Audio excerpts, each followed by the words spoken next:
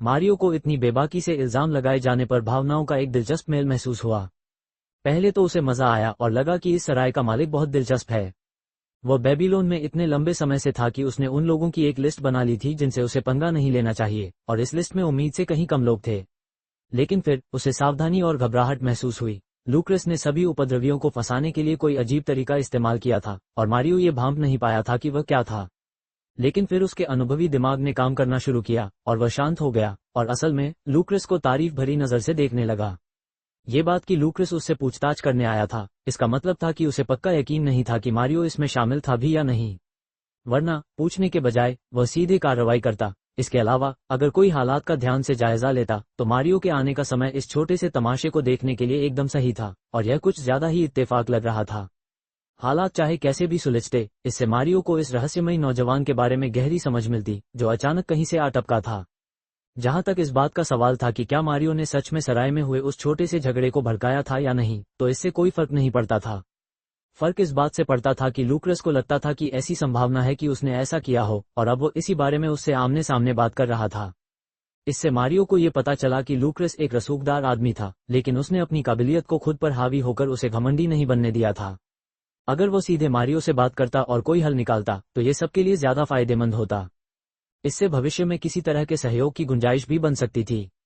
यह वाकई में कुछ शक पैदा करने वाला लगता है, मैं मानता हूँ, मारियो ने शांति से कहा, जैसे उसे खुद को समझाने की कोई जल्दी न हो।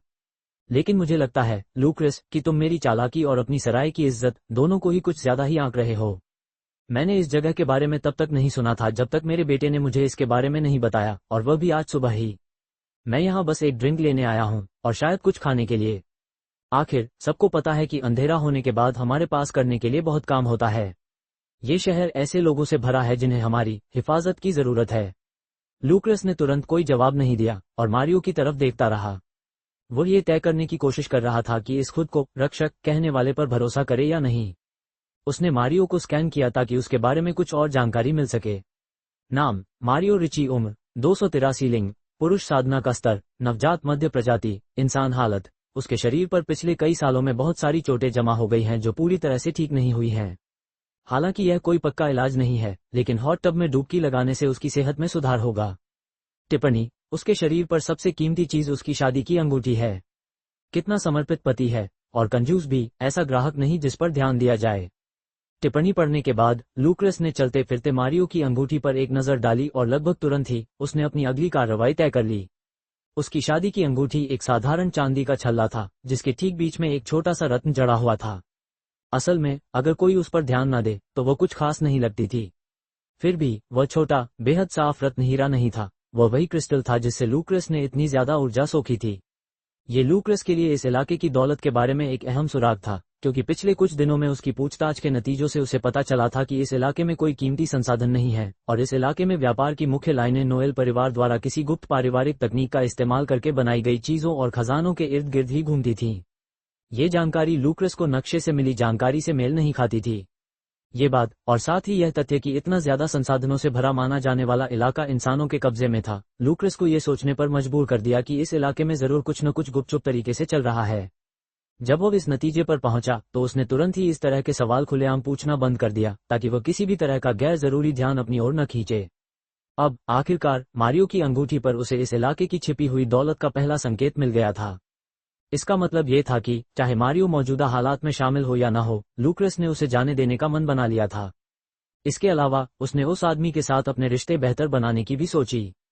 तुम सही कह रहे हो, लूक्रेस ने आखिरकार कहा, अपनी मुद्रा को ढीला करते हुए। शायद ये सराय अभी उतनी मशहूर नहीं है जितनी मैं सोच रहा था। तो चलो मैं इसके बारे में कुछ करता हूँ। वो अपनी सीट से उठा और बार की तरफ चला गया। वहां रोन से थोड़ी बहुत बातचीत करने के बाद वह एक गोल क्रिस्टल का गिलास लेकर वापस आया जिसमें कोई ड्रिंक भरी हुई थी। लो, ये गिलास पियो मेरी तरफ से, गिलास को मेज पर रखते हुए लूक्रेस ने कहा। अगर तुम मुझे माफ करो तो मुझे कुछ और काम निपटाने हैं।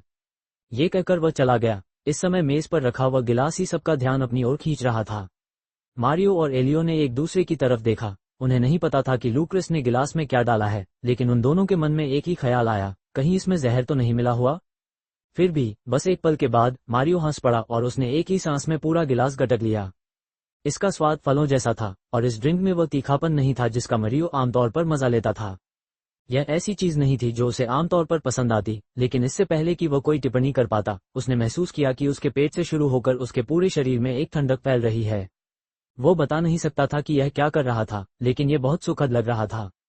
उसने बस सिर हिलाया और अपने बेटे तथा अपने आदमियों को अपने पास बैठने का इशारा किया।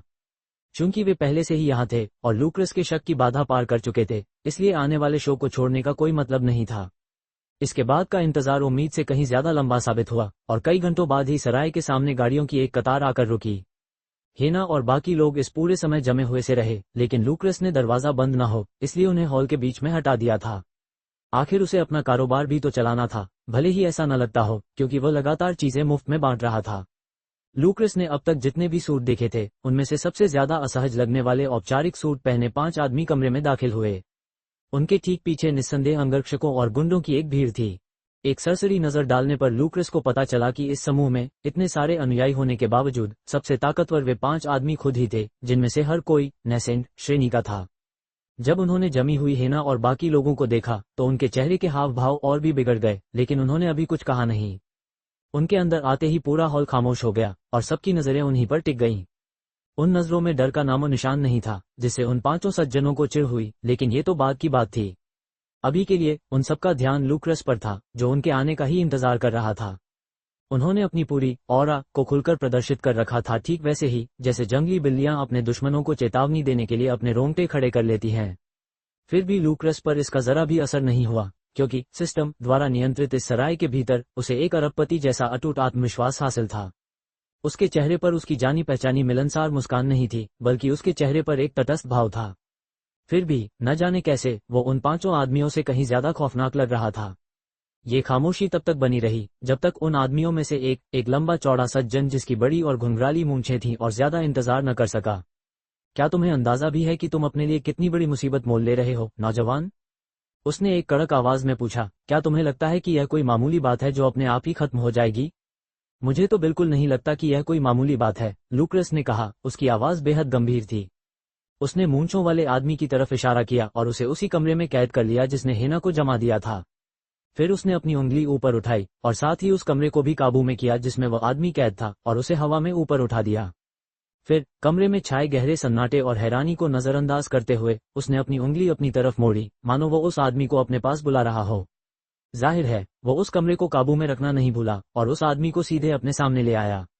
वह आदमी असल में लूक्रस से ज्यादा लंबा था, लेकिन लूक्रस ने उसे तब तक नीचे किया जब तक कि वे एक दूसरे की आंखों में आंखें डालकर देख न सकें। मैं तो बस एक साधारण सा सराय का मालिक हूँ, लूक्रस ने एक ही सुर में साफ साफ झूठ बोला। हम भूखे प्यासे लोगों को खाना पानी देते हैं और जिन्हें आराम करने के लिए जगह चाहिए उन्हें रहने की जगह देते हैं। कभी कभी हम मनोरंजन और संगीत का भी इंतजाम करते हैं और ज्यादातर हम अपने मेहमानों को अच्छा समय बिताने देते हैं। लेकिन एक सेवा जो हम बिल्कुल नहीं देते वह यह है कि हम किसी कीड़े मकोड़े को अपने कर्मचारियों को नुकसान पहुंचाने दें।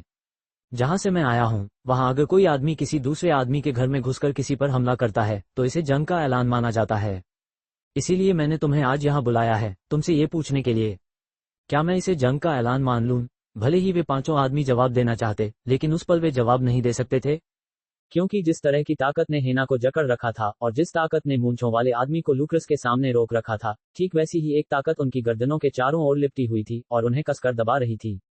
लूक्रस के सवाल के बाद जो सन्नाटा छाया, उसमें वे अपनी मौत को करीब आते हुए साफ सुन सकते थे। वो सवाल उन 5 आदमियों के कानों में बिजली की कड़क की तरह गूंजा, खासकर इसलिए क्योंकि उन्हें जरा भी अंदाजा नहीं था कि वे इतने बेबस क्यों थे। उन्हें किसी ऊंची आध्यात्मिक शक्ति का कोई दबाव महसूस नहीं हुआ और न ही उन्हें उन फॉर्मेशन से पैदा होने वाली जानी पहचानी गूंज या हलचल सुनाई दी। उन्हें कैसे पता चलता कि सिस्टम द्वारा दिया गया ये फॉर्मेशन उन सभी चीजों से कहीं ज्यादा बेहतर था जिनका सामना उन्होंने पहले कभी किया था? इसीलिए इसने आसपास की आध्यात्मिक ऊर्जा में जरा भी हलचल पैदा नहीं की थी। जब दर्शकों ने ये टकराव देखा तो उनमें से आधे लोगों के रोंगटे खड़े हो गए। वहीं बाकी आधे लोग एक दूसरे को घूरते हुए अपनी शराब पीने में लगे रहे। लेकिन लूक्रस का ध्यान इन सब बातों पर बिल्कुल नहीं था। वो उन 5 आदमियों की आंखों में आंखें डालकर देख रहा था। उसने अब दांव बढ़ा दिए थे, लेकिन उन्हें वापस कम करना भी उसी के हाथ में था।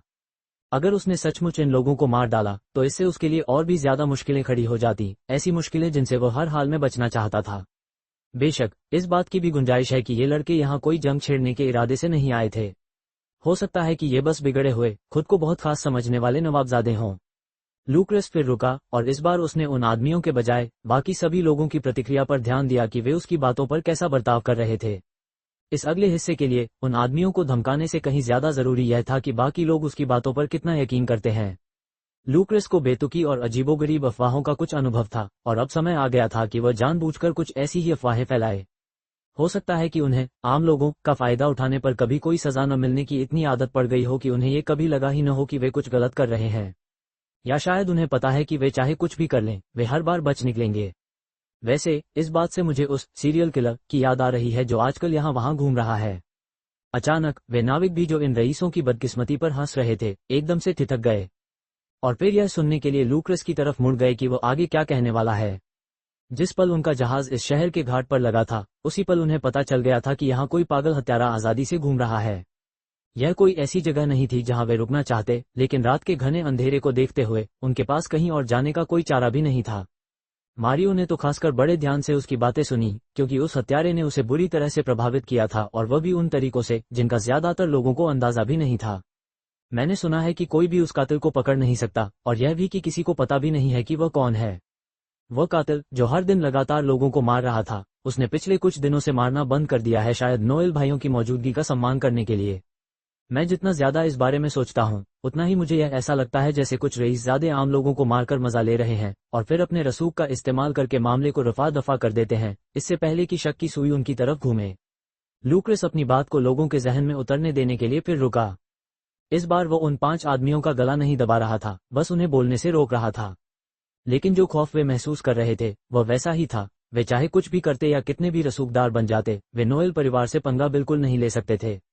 अगर यह बात फैल जाती कि वे नोएल परिवार की हिफाजत में आने वाले इलाकों में अपनी ताकत का गलत इस्तेमाल करके बेकसूर लोगों को मार रहे हैं तो वे जिंदा नहीं बचते।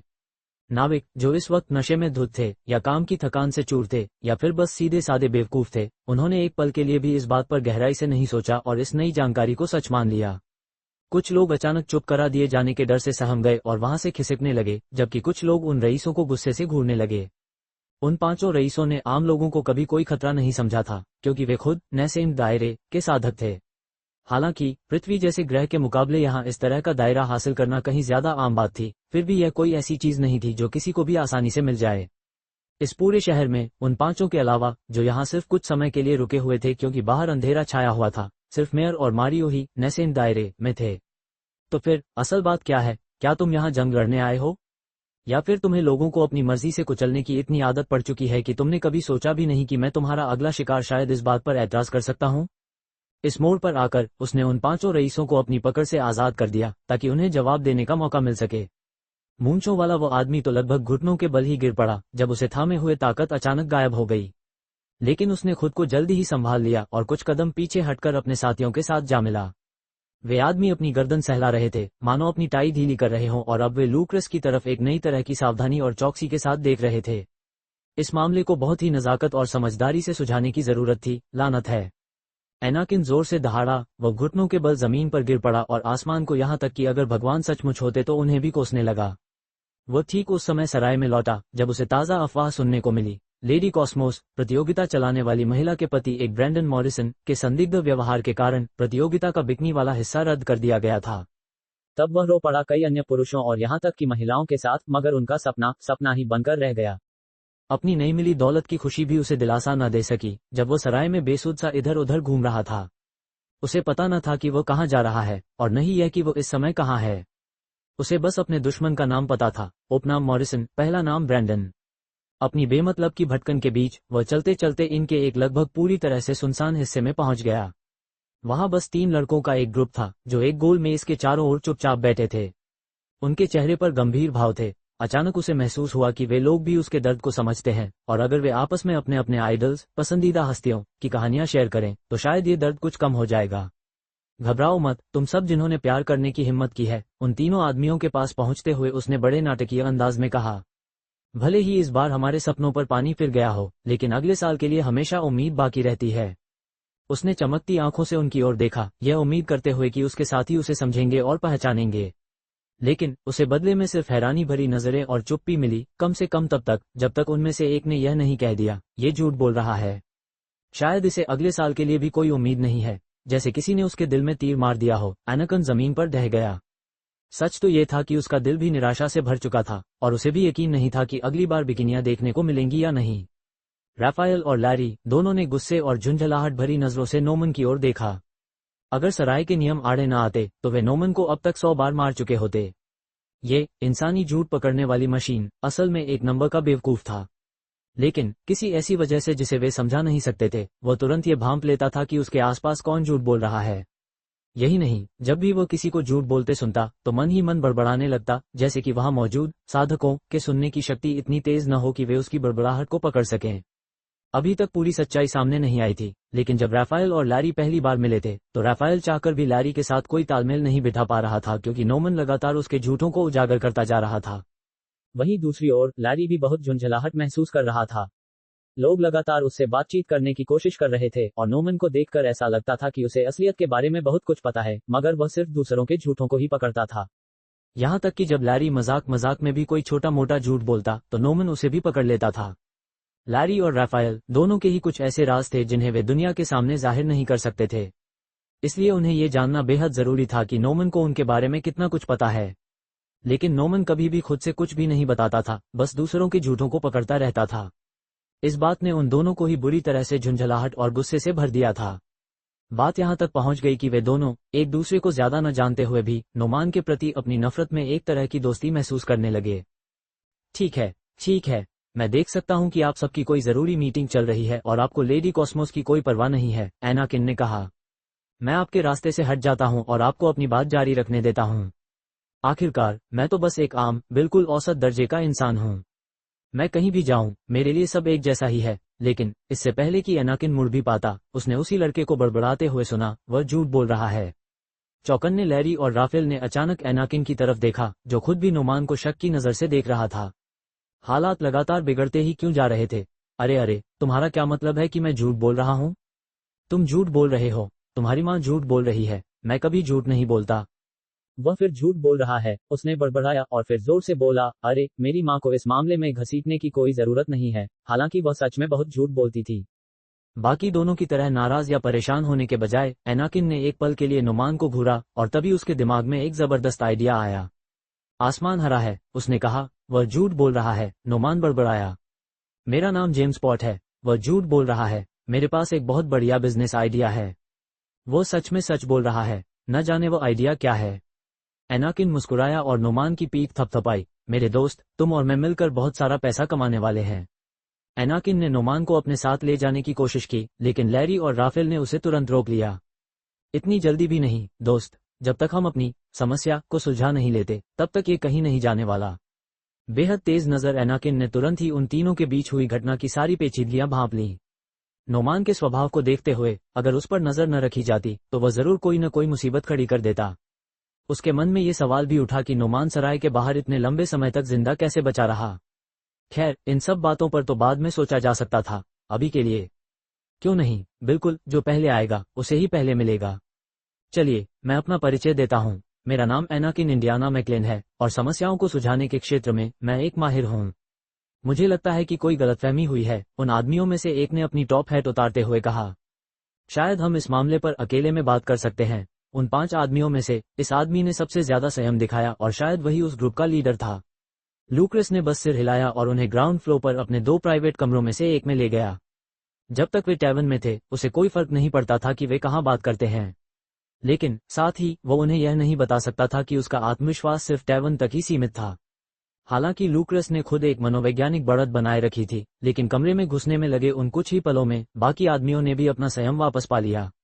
वे अनुभवहीन नहीं थे और न ही वे अपने बच्चों की तरह बिगड़ी हुई और टेढ़ी मेढ़ी सोच रखते थे। अगर उनमें आत्मविश्वास की कमी होती तो वे जिंदगी में इतनी दूर तक पहुंच ही नहीं पाते। शुरू में उनकी सोच में गड़बड़ी का एकमात्र कारण ये था कि वे किसी नई और अप्रत्याशित चीज का सामना कर रहे थे। लूक्रेस ने उनकी सोच की तुलना उन शुरुआती 5 नैसेंट कल्टीवेटर्स से की जिन्होंने पृथ्वी पर राज किया था। ब्रैंडन को छोड़कर, जिसकी मानसिक स्थिति का अंदाजा सामान्य तरीकों से नहीं लगाया जा सकता था, बाकी सब में बहुत कमी थी। मुझे लगता है कि अभी तक हमारा परिचय नहीं हुआ है, लीडर ने शांत और गरिमापूर्ण आवाज में कहा।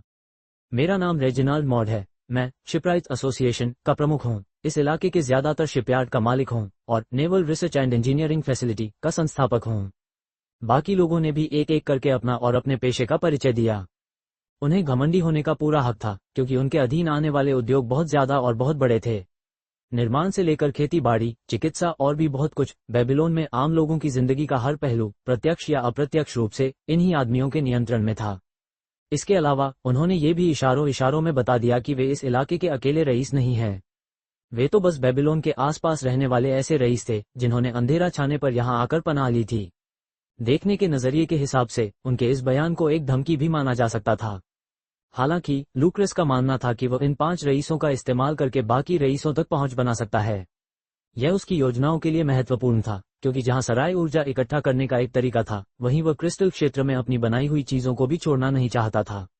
वो उनका उपयोग इस क्षेत्र की गहरी समझ हासिल करने और अपना खुद का एक नेटवर्क बनाने के लिए कर सकता था। ऐसे कई उपयोग थे जो उसे तुरंत ही सूझ गए। मैं लूक्रस हूं, मिडनाइट टैवर्न का मालिक, उसने सीधे सादे ढंग से कहा। इस स्थिति में एक रहस्यमयी पृष्ठभूमि उसके फायदे में थी। आपसे मिलकर खुशी हुई, लूक्रस। ये बहुत दुर्भाग्यपूर्ण है कि हमारी मुलाकात ऐसी मुश्किल परिस्थितियों में हुई, लेकिन मैं आपको यकीन दिलाता हूं कि उस घटना के पीछे के इरादे उतने बुरे नहीं थे जितने वे दिखते हैं। मुझे बड़े अफसोस के साथ यह मानना पड़ रहा है कि हमारे बच्चे कुछ हद तक दुनियादारी से अनजान हैं, लेकिन आखिरकार वे अभी भी बच्चे ही हैं, इसलिए उन्हें सही तौर तरीके सिखाने में अभी देर नहीं हुई है। मुझे यकीन है कि हम दोनों मिलकर कोई ऐसा रास्ता निकाल सकते हैं जिससे यह मामला पीछे छूट जाए और हम एक बेहतर कामकाजी रिश्ते की ओर देख सकें। लूक्रस ने तुरंत जवाब नहीं दिया और कुछ समय रेजिनाल्ड को परखने में बिताया। वह आदमी यकीनन बहुत प्रभावशाली था। हर कोई जो बड़ी सफलता हासिल करता है, वह इतनी जल्दी किसी की धमकी के माहौल में ढल नहीं पाता और न ही धमकी का बदला लिए बिना स्थिति को सुझाने का रास्ता खोज पाता है। जाहिर है, अभी भी इस बात की संभावना थी कि रेजिनाल्ड बच्चों के बचाए जाने का इंतजार कर रहा हो, ताकि उसके बाद वह किसी बदले की साजिश रच सके। लेकिन लूक्रस को नहीं लगता था कि ऐसा होने की कोई संभावना है। लूक्रस को और नाराज करने से उसे कुछ हासिल होने वाला नहीं था, बल्कि जोखिम बहुत ज्यादा था। रेजिनाल्ड जैसा कारोबारी दिमाग वाला आदमी ऐसा कुछ भी नहीं करेगा जिससे उसे कोई फायदा न हो और जिसके बदले में उसकी अपनी सुरक्षा और स्थिरता ही दांव पर लग जाए। अगर यह सचमुच बस एक साधारण सी गलती थी और आप अपनी गलती सुधारने की कोशिश में वाकई ईमानदार हैं, तो मुझे एक सीधा सा समाधान नजर आता है जिससे हर कोई संतुष्ट हो जाएगा, लूक्रस ने धीरे से कहा, मानो वो उन्हें परख रहा हो। देखिए, मैंने ये सराय अभी अभी खोली है और मेरे पास स्टाफ की बहुत कमी है। दूसरी तरफ आपको अपने बच्चों की सोच का दायरा बढ़ाने की जरूरत है और साथ ही उन्हें अनुशासन भी सिखाना है। ये हम दोनों के लिए एक अच्छा मौका है। इस मामले में जो भी शामिल थे, वे सब एक हफ्ते के लिए मेरी सराय में आकर काम कर सकते हैं। हाँ, जो मुख्य दोषी है उसे बाकियों से ज्यादा सजा मिलनी चाहिए, इसलिए वो यहाँ 1 महीने तक काम करेगा। यह उनके लिए एक विनम्र अनुभव भी होगा और साथ ही उनके बुरे बर्ताव का प्रायश्चित भी। अगर आपको ये ठीक लगता है तो वे कल से ही काम शुरू कर सकते हैं। ऊपर से तो ऐसा लग रहा था कि लूक्रस उन 5 सज्जनों पर एहसान करते हुए बच्चों को हल्की फुल्की सजा देकर छोड़ रहा है, लेकिन असल में उनके आपसी मेल जोल को बढ़ाकर लूक्रस उनके साथ एक गहरा रिश्ता बनाना चाहता था। साथ ही बच्चों को एक बार वापस जाने देकर उसने उन्हें यह भी दिखा दिया कि उसे इस बात का कोई डर नहीं है कि वे अपना वादा तोड़ देंगे। इससे ऐसा लगा कि लूक्रस का आत्मविश्वास स्वाभाविक है और इसका उस टैवर्न से कोई लेना देना नहीं है। इस दौरान लूक्रस बच्चों को गलती से सराय की कुछ और भी गहरी और रहस्यमयी बातें देखने देता था, ताकि वे जाकर अपने माता पिता को उनके बारे में बता सकें, जिससे लूक्रस के पीछे का रहस्य और भी गहरा हो जाता था। रेजिनाल्ड ने जरा भी देर नहीं की और तुरंत लूक्रस का प्रस्ताव मान लिया। लूक्रस ने बच्चों को फ्रीज से आजाद कर दिया, जिससे उनके माता पिता उन्हें वापस घर ले जा सकें। इससे बच्चों को ठीक होने का समय मिल जाएगा और माता पिता को यह जानने का मौका मिलेगा कि असल में हुआ क्या था। उस सीरियल किलर ने अपनी तलवार से खून चाटा और अपने ताज़ा शिकार के रोमांच का मजा लिया। अंधेरे की वजह से उसे अपने घिनौने काम छिपकर करने में आसानी होती थी, लेकिन इसी अंधेरे की वजह से लाशों के सड़ने की प्रक्रिया भी तेज हो जाती थी। जल्द ही लोगों को इस इलाके के घरों से आने वाली अजीब सी बदबू का पता चल जाता, इसलिए उसे अब शिकार के लिए कोई नई जगह ढूंढनी पड़ती। शायद उसे इस अंधेरे का फायदा उठाकर कोई और भी मुश्किल शिकार करने की कोशिश करनी चाहिए। घर से बाहर निकलते हुए वो मन ही मन मुस्कुराया और सोचने लगा कि अब उसे आगे कहाँ जाना चाहिए। वो पहले ही बेबीलोन के गरीबी से भरे इलाकों से ऊब चुका था। अब वो ये देखना चाहता था कि क्या अमीर लोगों का खून भी गरीबों के खून जैसा ही होता है। मिडनाइट इन गांव मिरांडा ने एक गहरी सांस ली और पर्दों के पीछे से ऑडिटोरियम में जमा विशाल भीड़ को देखा। भीड़ तो अच्छी खासी थी, लेकिन उसे नहीं पता था कि इसके नतीजे भी संतोषजनक होंगे या नहीं। अर्थ एक्सपो पूरे 1 महीने तक चलने वाला था और अगर उन्हें किसी दूसरे ग्रह या अंतरिक्ष से कोई ठोस मदद या फंडिंग मिल जाती तो इससे पृथ्वी के विकास की गति बहुत तेज हो जाती। हाल के दिनों में कल्टीवेटर्स की संख्या बहुत तेजी से बढ़ी थी, लेकिन नया माइनर दायरे खुल जाने के बाद भी वे संसाधनों की बढ़ती मांग को पूरा करने की उम्मीद नहीं कर सकते थे। इसके अलावा वह माइनर दायरा सिर्फ 6 महीने और खुला रहने वाला था, जिसके बाद उन्हें पूरी तरह से आत्मनिर्भर बनना पड़ता।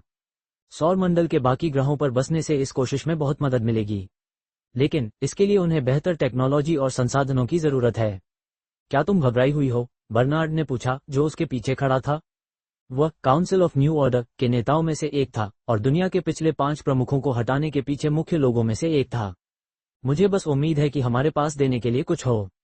मैं जितना ज्यादा समय इन में बिताती हूँ, उतना ही मुझे एहसास होता है कि पृथ्वी असल में कितनी छोटी है। इतनी छोटी कि पृथ्वी का एक अकेला ब्यूटी पेजेंट कई ग्रहों को पूरी तरह से अपनी तरफ खींच लेता है, उसने मजाकिया अंदाज में कहा। बर्नार्ड का एक अनोखा तरीका था कि वह सबसे मुश्किल हालात में भी हमेशा मौके ढूंढ लेता था। वही था जिसने काउंसिल को तब टूटने से बचाया जब होलोग्राफिक महिला फर्नांडा सामने आई थी, और वही था जिसने सबसे पहले फर्नांडो से इस इवेंट के लिए इजाजत ली थी। चिंता मत करो, उसने कहा, उसकी आवाज हमेशा की तरह शांत थी। हमने कई चुनौतियों का सामना किया है और आगे भी करते रहेंगे। हमारी किस्मत पृथ्वी तक सीमित नहीं रह सकती, ये तो बस हमारी कहानियों के लिए एक लॉन्चिंग पैड है। इसके बाद हम तुम्हारे मेरिडियन ऊर्जा मार्गों को ठीक करने का कोई तरीका ढूंढेंगे और फिर तुम दोबारा से साधना शुरू कर सकोगी। तुम्हारी उम्र बढ़ जाने के बाद तुम्हें हमारी तरक्की की रफ्तार के बारे में चिंता करने की जरूरत नहीं होगी। हमारे पास पूरे ब्रह्मांड का समय होगा। उसकी आंखों में उम्मीद और उत्साह की चमक दिखाई दी, लेकिन उसने इसे अपने चेहरे पर जाहिर नहीं होने दिया। जब मिरांडा के पास कोई काम होता था तो वह किसी भी दूसरी चीज को अपना ध्यान भटकाने नहीं देती थी। अभी उसे एक एक्सपो शुरू करना था और उसके बाद उन्हें जरूरत की हर चीज हासिल करने के लिए सिर्फ 1 महीना था। अपने उत्साह के साथ साथ अपनी घबराहट को भी दबाते हुए वह पर्दे के पीछे से निकलकर मुख्य मंच पर पहुंची। अब तक के पहले इंटरस्टेलर अर्थ एक्सपो का उद्घाटन समारोह शुरू हो चुका था। लूक्रेस को लगा था कि जब रईस लोग और उनके बच्चे चले जाएंगे तो उसकी सारी परेशानियां खत्म हो जाएंगी। लेकिन एक नई अचानक आए परेशानी सामने आ गई।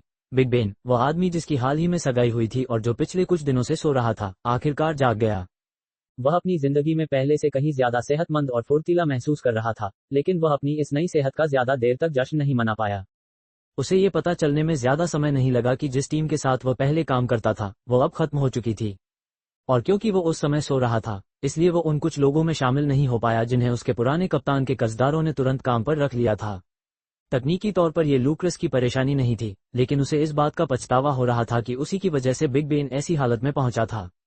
इसके अलावा वह वैसे भी कुछ मजदूरों की तलाश में था, इसलिए उसने आखिरकार उस विशालकाय आदमी को अपने सुरक्षाकर्मी के तौर पर काम पर रख लिया। बिग बेन काफी मिलनसार किस्म का आदमी लग रहा था और वह उस सराय में आने वाले लगभग हर आदमी को नाम से जानता था। हालांकि यह कोई ऐसी खूबी नहीं थी जो उसे डरावना बनाती हो, जैसा कि लूक्रेस ने अपने बाउंसर के बारे में सोचा था, लेकिन कभी कभी यह खूबी और भी ज्यादा फायदेमंद साबित होती थी। वैसे भी किसने कहा था कि लूक्रेस को सिर्फ एक ही सुरक्षाकर्मी रखना है? अगर उसे कोई और सही आदमी मिल जाता तो वो उसे भी काम पर रख सकता था। उसे काम पर रखने की एक सबसे जरूरी शर्त यह थी कि काम करते समय वह शराब नहीं पी सकता था।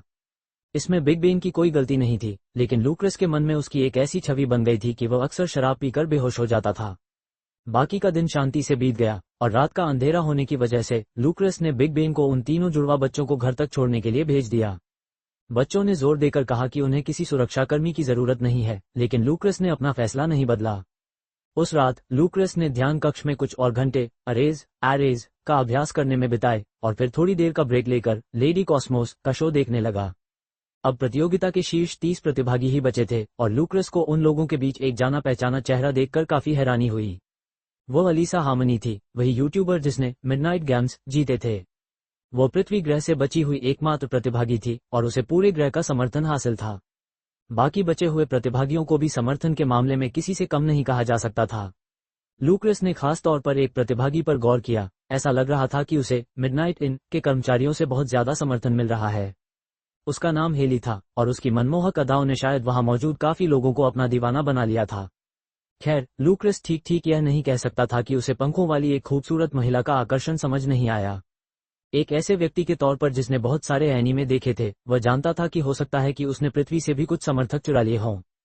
उसने मैरी से पूछा और उसे पता चला कि इनके नाई हैरी स्टाइल्स का उसके साथ एक रिश्ता बन गया था। उन्होंने बहुत सी बातें अनकही छोड़ दी थीं और कुछ भी आधिकारिक नहीं किया था। फिलहाल वे दोनों पूरी तरह से प्रतियोगिता पर ध्यान केंद्रित कर रहे थे। इसके बावजूद मिडनाइट इन के सभी कर्मचारी चुपचाप इस जोड़ी का समर्थन कर रहे थे। असल में उन्हें चुपचाप उसका समर्थन करने के बारे में अतिरिक्त सावधानी बरतनी पड़ रही थी, क्योंकि अगर यह बात फैल जाती कि इनके कर्मचारियों का कोई पसंदीदा है तो इससे दूसरों पर असर पड़ सकता था। ये खबर सुनकर लूक्रस को पहले तो हैरानी हुई, फिर उसने एक गहरी सांस ली। ऐसा लग रहा था कि इनमें और भी ज्यादा जोड़े आने वाले हैं, जबकि उसने हमेशा अकेले रहने वाले के तौर पर अपनी जगह कमोबेश पक्की कर ली थी। उसे अपनी पिछली गर्लफ्रेंड की थोड़ी सी याद आई, जो संयोग से उसकी पहली गर्लफ्रेंड भी थी। वो उसके प्यार में पागल नहीं था, नहीं उसे उसकी याद आती थी, लेकिन अपने कर्मचारियों को डेटिंग शुरू करते हुए देखना, जबकि खुद इनका मालिक अकेला बैठा था। उफ, लूक्रस ने अपने बालों में हाथ फेरा और जल्दी से ऐसे विचारों को अपने मन से निकाल दिया। उसके बाद लूक्रस बिल्कुल भी बार में नहीं गया और न ही उसने अपने लिए कोई ड्रिंक बनाई। ये तो और भी ज्यादा असंभव था कि उसने सीधे बोतल से ही पी ली हो और जल्दी से खुद को बिस्तर पर पटक दिया हो और भरा हुआ गिलास काउंटर टॉप पर ही छोड़ दिया हो। अगर कोई यह कहे कि अगली रात लूक्रस को अनगिनत बुरे सपने आए तो ये बात पूरी तरह से झूठी होगी। सुबह पिछली रात हुई किसी भी घटना से पूरी तरह से अलग कारणों से लूक्रस के सिर में जबरदस्त दर्द हो रहा था। सौभाग्य से उसके पास इसका एकदम सही उपाय था। उसने हॉट टब में डुबकी लगाई और खुद को आराम करने दिया, साथ ही वो इनका स्कैन भी करता रहा। चाहे जानबूझकर हो या अनजाने में, उसने अपने स्कैन में लेडी कॉस्मोस प्रतियोगिता वाले हिस्से को छोड़ दिया। आखिरकार उसकी जिज्ञासा ग्रीनहाउस के लिए रखे गए अपने नए कर्मचारियों खरगोशों पर आकर टिक गई। उसने उनमें से किसी एक का रैंडम स्कैन किया ताकि देख सके कि उसे क्या जानकारी मिलती है। नाम माराडोना लियोपोल्ड एग्निस का उम्र 0 लिंग नरसाधना विवरण ची प्रशिक्षण प्रजाति निबिरुइन खरगोश ब्लड लाइन वाइल्ड रूट रेवेज स्थिति एक नवजात खरगोश जिसका जन्म इसी इन में हुआ है। यह एक शुद्ध जीव है जिसका जन्म बिना किसी द्वेष के हुआ है, लेकिन अगर इसके दिल में द्वेष आ जाए तो इसकी रक्त वंशावली में बदलाव आ जाएगा। टिप्पणी खरगोशों के भारी जमावड़े के लिए तैयार रहें।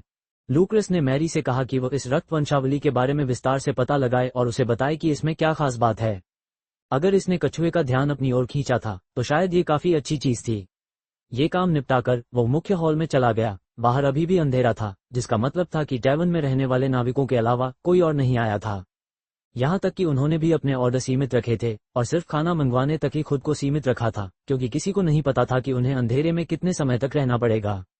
लेकिन लूक्रस को इससे कोई फर्क नहीं पड़ा, क्योंकि उसके आम ड्रिंक्स और खाने पर मुनाफा इतना कम था कि उससे उसकी कुल एमपी में कोई खास बढ़ोतरी नहीं होती थी।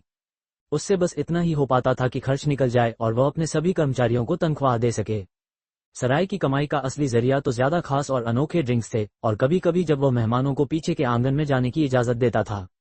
बदकिस्मती से भले ही वो लोगों को बेतरतीब ढंग से पीछे के आंगन में जाने देना चाहता था, लेकिन वहां की सेवाएं सस्ती नहीं थी और हर कोई उन्हें खरीद नहीं सकता था। लूक्रस अभी सराय के हिसाब किताब के बारे में सोच ही रहा था कि मुख्य हॉल का दरवाजा खुला और लूक्रस के नए कर्मचारी अंदर आए। हेना सबसे आगे थी और कल के सभी शरारती लोग एक एक करके अंदर चले आए। उन्होंने जो कपड़े पहने थे वे बहुत सादे थे, उनमें किसी भी तरह की कोई सजावट या डिजाइन नहीं थी, लेकिन कपड़ा फिर भी सबसे बढ़िया था। फिर भी आप देख सकते थे कि वे सब कितने झिझके हुए थे। उनके कदम छोटे और अनिश्चित थे और वे हिम्मत करके बस नीचे ही देख रहे थे और कमरे को ठीक से देखने से भी कतरा रहे थे। ये कल के मुकाबले एक बहुत बड़ा बदलाव था, लेकिन लूक्रस ने उन्हें ज्यादा देर तक नहीं निहारा और उनके साथ बिल्कुल नए कर्मचारियों जैसा ही बर्ताव किया। तो मुझे बताओ, तुम्हारे पास किस तरह का अनुभव है ताकि मैं तुम्हें सही काम सौंप सकूं? मेरा अंदाजा है कि तुम में से किसी को भी खाना बनाना नहीं आता, है ना? और सफाई पोछा, क्या किसी ने पहले कभी फर्श पर पोछा लगाया है? एक कमजोर, लगभग अनसुनी सी आह भरकर प्वाटी नोएल हवेली से बाहर निकला। उसके लिए कोई बग्घी नहीं थी और न ही इस बार उसके पीछे कोई नौकर चाकर चल रहे थे। इस बार उसके पिता की प्रतिक्रिया को नर्म कहा जा सकता था, क्योंकि न तो कोई चीखना चिल्लाना हुआ और न ही उसे अंधेरे की बुराइयों से लड़ने के लिए फौज में भर्ती होने को कहा गया। लेकिन साथ ही इसे बहुत ज्यादा सख्त भी कहा जा सकता था। उन्होंने बस इतना ही कहा कि पार्टी अब एक मर्द बन चुका है और जाहिर है उसकी अपनी सोच है कि उसे अपनी जिंदगी कैसे जीनी चाहिए। इसलिए उसे अब नोएल नाम के साथ आने वाली जिम्मेदारियों और उम्मीदों का बोझ अपने ऊपर नहीं लेना चाहिए। उससे उसका पारिवारिक नाम छीन लिया गया और उसे बस तन पर पहने कपड़ों के अलावा और कुछ भी साथ ले जाने की इजाजत नहीं मिली। उसे वापस लौटने की बस एक ही उम्मीद दी गई थी कि अगर वो परिवार के लिए कुछ असाधारण योगदान देता है तो उसे अपने निष्कासन के खिलाफ अपील करने की अनुमति दी जाएगी। ये सजा अपने आप में ही काफी सख्त थी, लेकिन बाहर अंधेरे में उसे क्रिस्टल क्षेत्र की सबसे भयानक बुराइयों का सामना करना पड़ता जब तक कि उसे किसी दूसरी बस्ती में पनाह न मिल जाती। लेकिन किसी को यह नहीं मान लेना चाहिए कि वह हवेली दूसरे कस्बों के पास ही थी, ये देखकर कि वे बेबीलोन से कितनी जल्दी वहां पहुंचे थे। न केवल वो गाड़ी खास थी, बल्कि उसे खींचने वाला जानवर भी खास था। हालात और भी खराब तब हो गए जब वर्ती को आसपास के किसी भी कस्बे का रास्ता भी ठीक से पता नहीं था। आखिर वह हमेशा गाड़ी से ही सफर करता था, तो उसे रास्तों को सीखने की क्या जरूरत थी। वो पीला पड़ा आदमी चलते हुए मन ही मन मुस्कुराया। हवेली के अंदर उसका भाई, बहन और माँ उसे आंखों से ओझल होते हुए देखते रहे। वे जितना भी विरोध करना चाहते थे, कर नहीं पाए। ट्वर्टी इस बार सचमुच बहुत ज्यादा मनमानी कर बैठा था, और अब ये केवल मान सम्मान या अपमान का मामला नहीं रह गया था। जिस परिवार से उसकी पूर्व मंगेतर थी, वो बहुत ही ताकतवर था। अगर वे प्रवृत्ति को पर्याप्त सजा देकर उन्हें संतुष्ट नहीं करते, तो पूरे नोएल परिवार पर खतरा मंडरा जाता। ट्वर्टी, जिसे कुछ हद तक एक कठोर परिणाम की उम्मीद थी, उसने कुछ ही मिनटों में अपनी हिम्मत फिर से जुटा ली। उसने खुद को मुस्कुराने के लिए मजबूर किया और जोर से कहा, अब से मेरा नाम ट्वर्टी पार्टी है। कुछ पलों बाद वो कराह उठा और उसने वो विचार छोड़ दिया। उसे एक बेहतर नाम सोचना होगा। मुझे कुछ पीने के लिए चाहिए, उसने कहा। तभी उसका हाथ कोहरे से आकार ले रहे एक जीव के सिर के आर पार हो गया। अचानक उसे उस सराय की याद आई जहां वो हाल ही में गया था, और उसने वहां जाने का फैसला किया। बस एक ही दिक्कत थी, उसे न तो उस सराय का नाम याद था और न ही उस कस्बे का जहां वह सराय थी। इसमें थोड़ा वक्त लगेगा। लूक्रस के सवालों के बाद हॉल में एक अजीब सी खामोशी छा गई। खैर, इतनी तो उम्मीद थी ही। उसे कमोबेश पता था कि ये रईस घरों के बिगड़े हुए बच्चे, जिन्होंने कभी कोई कामकाज नहीं किया था, कभी सोच भी नहीं पाए होंगे कि उन्हें कभी ऐसे काम करने पड़ेंगे। लेकिन लूक्रस को यह नहीं पता था कि वो अभी भी उन्हें जरूरत से ज्यादा समझ रहा था। अनुभव होना तो दूर की बात, ये पहली बार था जब उन्होंने ऐसे कामों के बारे में सुना था। फर्श रगड़ना, खिड़कियां साफ करना, गंदे बर्तन धोना, क्या ये सच में ऐसे काम थे जो करने पड़ते थे? मुझे किराने का सामान संभालने का बहुत अनुभव है, मैं इसमें मदद कर सकता हूँ, उनमें से एक ने दबी आवाज में कहा। सिर्फ उसे ही पता था कि उसके अनुभव का मतलब बस अपने पिता के गोदामों से सामान लेना था, और वह भी बिना कोई गड़बड़ दिखाए। बदकिस्मती से उसके लिए यह उन विभागों में से एक था जिसे सिस्टम लूक्रस के लिए संभालता था, और चूंकि लूक्रस ने अब साधारण होने का दिखावा करना लगभग छोड़ ही दिया था, इसलिए उसे अब उस दिखावे की जरूरत नहीं थी। मैंने कुछ ऑर्केस्ट्रा कार्यक्रम आयोजित किए हैं। मैं शायद अच्छे मनोरंजन का इंतजाम कर सकता हूँ, दूसरे ने कहा। मैं शायद बढ़िया वाइन का इंतजाम कर सकता हूँ। मेरे पास एक बार जब उन्होंने बोलना शुरू किया, तो वे बोलते ही चले गए, लेकिन उनके लगभग सभी अनुभव लूक्रस के लिए पूरी तरह से बेकार थे। आखिर में लूक्रस ने उन्हें सबसे बुनियादी काम देने का फैसला किया, ताकि उनके लिए गड़बड़ करना और भी मुश्किल हो जाए। रुको, तुम सब बस रुक जाओ, लूक्रस ने कहा, और उनकी कौशल और अनुभव गिनाने की कोशिशों को चुप करा दिया। मैं तुम सबको आसान काम दूंगा, लेकिन मुझे शक है कि तुम उन्हें ठीक से कर पाओगे, इसलिए हम आज के दिन को ट्रेनिंग का दिन मानेंगे। ट्रेनिंग के दिन तुम्हारी एक हफ्ते की सजा में नहीं गिने जाएंगे, इसलिए मेरा सुझाव है कि तुम जितनी जल्दी हो सके अपने अपने काम शुरू कर दो। उन सभी को सिवाय उस एक के जिसे ऑर्केस्ट्रा का अनुभव था और उस असली दोषी के जिसने निनी पर हमला किया था, सफाई के अलग अलग काम सौंपे गए, जैसे कमरे साफ करना, कूड़ा बाहर फेंकना, बिस्तर लगाना, रसोई साफ करना, बर्तन धोना, और भी बहुत कुछ। तीनों जुड़वा बच्चों और रिक को उन्हें सिखाने और उनके काम पर नजर रखने का काम सौंपा गया। उसे ये कहना ही पड़ेगा कि लड़कियों ने जितनी मेहनत से काम किया, उससे वह सच में काफी खुश था, और वो असल में शुरू से ही उनकी तनख्वाह बढ़ाने की सोच रहा था। अभी उन्हें एक हफ्ते के काम के लिए हर एक को एक चांदी का सिक्का दिया जा रहा था, और उसने इसे दोगुना करने की योजना बनाई थी। बाकी बचे दो बदमाशों की बात करें तो लूक्रस असल में सराय में नियमित रूप से आने वाले किसी संगीतकार का इंतजाम करने में काफी दिलचस्पी ले रहा था, इसलिए उसने ऑर्केस्ट्रा का इंतजाम करने वाले बदमाश को ये काम सौंपा कि वो उसके लिए ऐसा संगीतकार ढूंढकर लाए जो उसकी सराय में बजाने को तैयार हो। फिर लूक्रस देखता कि वो संगीतकार कितना अच्छा प्रदर्शन करता है। जहां तक उस आदमी की बात है जिसने निनी पर हमला करने की कोशिश की थी, लूक्रस ने उससे मुख्य हॉल का फर्श साफ करवाया, और वह भी सिर्फ एक तौलिए के टुकड़े से। पूरे हफ्ते के लिए उसका बस यही एक काम था, और लूक्रस का उसे आराम देने या आधे अधूरे मन से सफाई करने देने का कोई इरादा नहीं था। इसके अलावा आज बिग बेन की पत्नी बेट्टी खाना पकाने का काम संभालेगी। जब बिग बेन को यहाँ काम पर रखा गया था, तब उसने इस पद के लिए आवेदन किया था, और लूक्रस ने कहा था कि वह उसके प्रदर्शन के आधार पर फैसला करेगा। आज कुछ और लोग भी अलग अलग पदों के लिए इंटरव्यू देने आने वाले थे। आज का दिन काफी व्यस्त रहने वाला था। हालांकि ठंड नहीं थी, फिर भी एनाकिन ने अपना कश्मीरी स्कार्फ, जो उसने कभी चुराया था, अपने मखमली कोट के अंदर लपेट लिया और कोट के बटन लगा लिए। उसने अपने मुंह से सोने की नक्काशी वाला स्मोकिंग पाइप निकाला और हवा में थोड़ा धुआं छोड़ा। अपने दूसरे हाथ से उसने कोट की जेब में हाथ डाला, रत्नों से जड़ी अपनी जेब घड़ी निकाली और समय देखा। उसके नए कारोबारी साथी देर से आए थे, और वह ठीक ठीक ये भी नहीं बता सकता था कि वे कितनी देर से आए थे, क्योंकि उसकी जेब घड़ी में बैटरियां नहीं थीं, जिससे उसे काफी झुंझलाहट हो रही थी। उसने घड़ी वापस जेब में रख ली, पाइप दोबारा मुंह में लगाया और सिगरेट पीना जारी रखा। उसे अपने साथियों के देर से आने से कोई फर्क नहीं पड़ा, क्योंकि लेडी कॉस्मोस प्रतियोगिता में अभी विराम चल रहा था। प्रतियोगियों को अपनी ताकत फिर से हासिल करने और प्रतियोगिता के अंतिम चरण के लिए पूरी तरह से तरोताजा होने की जरूरत थी। इसलिए उसके पास करने के लिए असल में और कुछ था भी नहीं। उसका ऐसा कोई इरादा नहीं था, लेकिन परिस्थितियों ने उसे विलासितापूर्ण ऐशो आराम में समय बिताने पर मजबूर कर दिया था। हालांकि उसे ज्यादा देर इंतजार नहीं करना पड़ा, क्योंकि जिन 3 आदमियों का वह इंतजार कर रहा था वे जल्द ही उसकी नजरों के सामने आ गए। साफ शब्दों में कहें तो वे उसके साथ काम करने के लिए पूरी तरह से राजी नहीं हुए थे, लेकिन जब वे खुद कोई हल नहीं ढूंढ पाए तो उसने उन्हें बता दिया था कि वे उसे कहां ढूंढ सकते हैं। आखिरकार अपनी अनिच्छा के बावजूद वे यहीं चले आए। साफ साफ कहें तो नुमान को कोई ऐसी समस्या नहीं थी जिसे वह सुलझाना चाहता हो, लेकिन किसी और की हिम्मत नहीं हुई कि उसे आजाद और बिना किसी निगरानी के घूमने दे। आखिरकार अगर उसे सच में उनके राज पता होते, या कम से कम उनमें से कुछ तो उन्हें बहुत कुछ खोना पड़ सकता था। हालांकि एनाकिन ने जिस बिजनेस के मौके का जिक्र किया था उसमें उसे थोड़ी बहुत दिलचस्पी थी, क्योंकि जब उसने यह बात कही थी तो वह झूठ नहीं बोल रहा था। सज्जनों, मुझे लगता है कि आखिरकार आपने मेरी सेवाएं लेने का फैसला कर ही लिया, एनाकिन ने बड़े ही सधे हुए अंदाज में कहा। इससे पहले कि मैं आपको आपकी समस्याओं का हल बताऊं और उनमें आपकी मदद करूं, मैंने एक छोटा सा कॉन्ट्रैक्ट तैयार किया है। मेरा मानना है कि हम इसे गिल्ड रूम के जरिए पूरा कर पाएंगे। आप इसे अपनी सुविधानुसार पढ़ सकते हैं। सच कहूं तो इसमें बस बुनियादी बातें ही हैं। मैं आप में से हर एक से 1000 मेगापिक्सल्स की पेमेंट पहले ही ले लूंगा, और समस्या सुलझाने की प्रक्रिया के दौरान मेरी तरफ से जो भी खर्च आएगा उसे आप लोग आपस में बांट लेंगे। उन तीनों आदमियों ने गुस्से से उसकी तरफ घूरा, लेकिन एनाकिन पर ऐसी किसी भी नजर का कोई असर नहीं होता था। वह अपनी मेहनत से आगे बढ़ा इंसान था, इसलिए जब उसे काफी दौलत मिल भी गई तब भी वह और ज्यादा मौकों की तलाश में रहता था। हमें क्या भरोसा है कि तुम सच में हमारी समस्या सुलझा दोगे? राफेल ने पूछा। इसके अलावा तुम ये कैसे पक्का करोगे कि यह आदमी, नुमान की तरफ इशारा करते हुए, फिर कभी मेरे काम धंधे में दखल न दे? उसने पूछा। भले ही अभी समस्या सुलझ जाए, लेकिन अगर यह मेरे आसपास घूमकर बकवास करता रहा तो इसका असर मेरे काम पर पड़ेगा। समस्या सुलझाने के मामले में आपके पास मुझ पर भरोसा करने के अलावा कोई चारा नहीं है। जहां तक भविष्य में आमना सामना होने की बात है, मेरा मानना है कि मिस्टर बट और मैं जल्द ही बिजनेस पार्टनर बनने वाले हैं, इसलिए आपको चिंता करने की जरूरत नहीं है। मैं ये पक्का करूंगा कि वह अब किसी के साथ भी अपनी खूबी मुफ्त में न बांटे। बाकी लोग बड़बड़ाए, लेकिन आखिरकार मान गए और कॉन्ट्रैक्ट पर दस्तखत कर दिए। अपनी इस छोटी सी कमाई से खुश होकर एनाकिन ने कुछ पल अपनी इस कामयाबी का मजा लिया, और फिर वह गंभीर हो गया।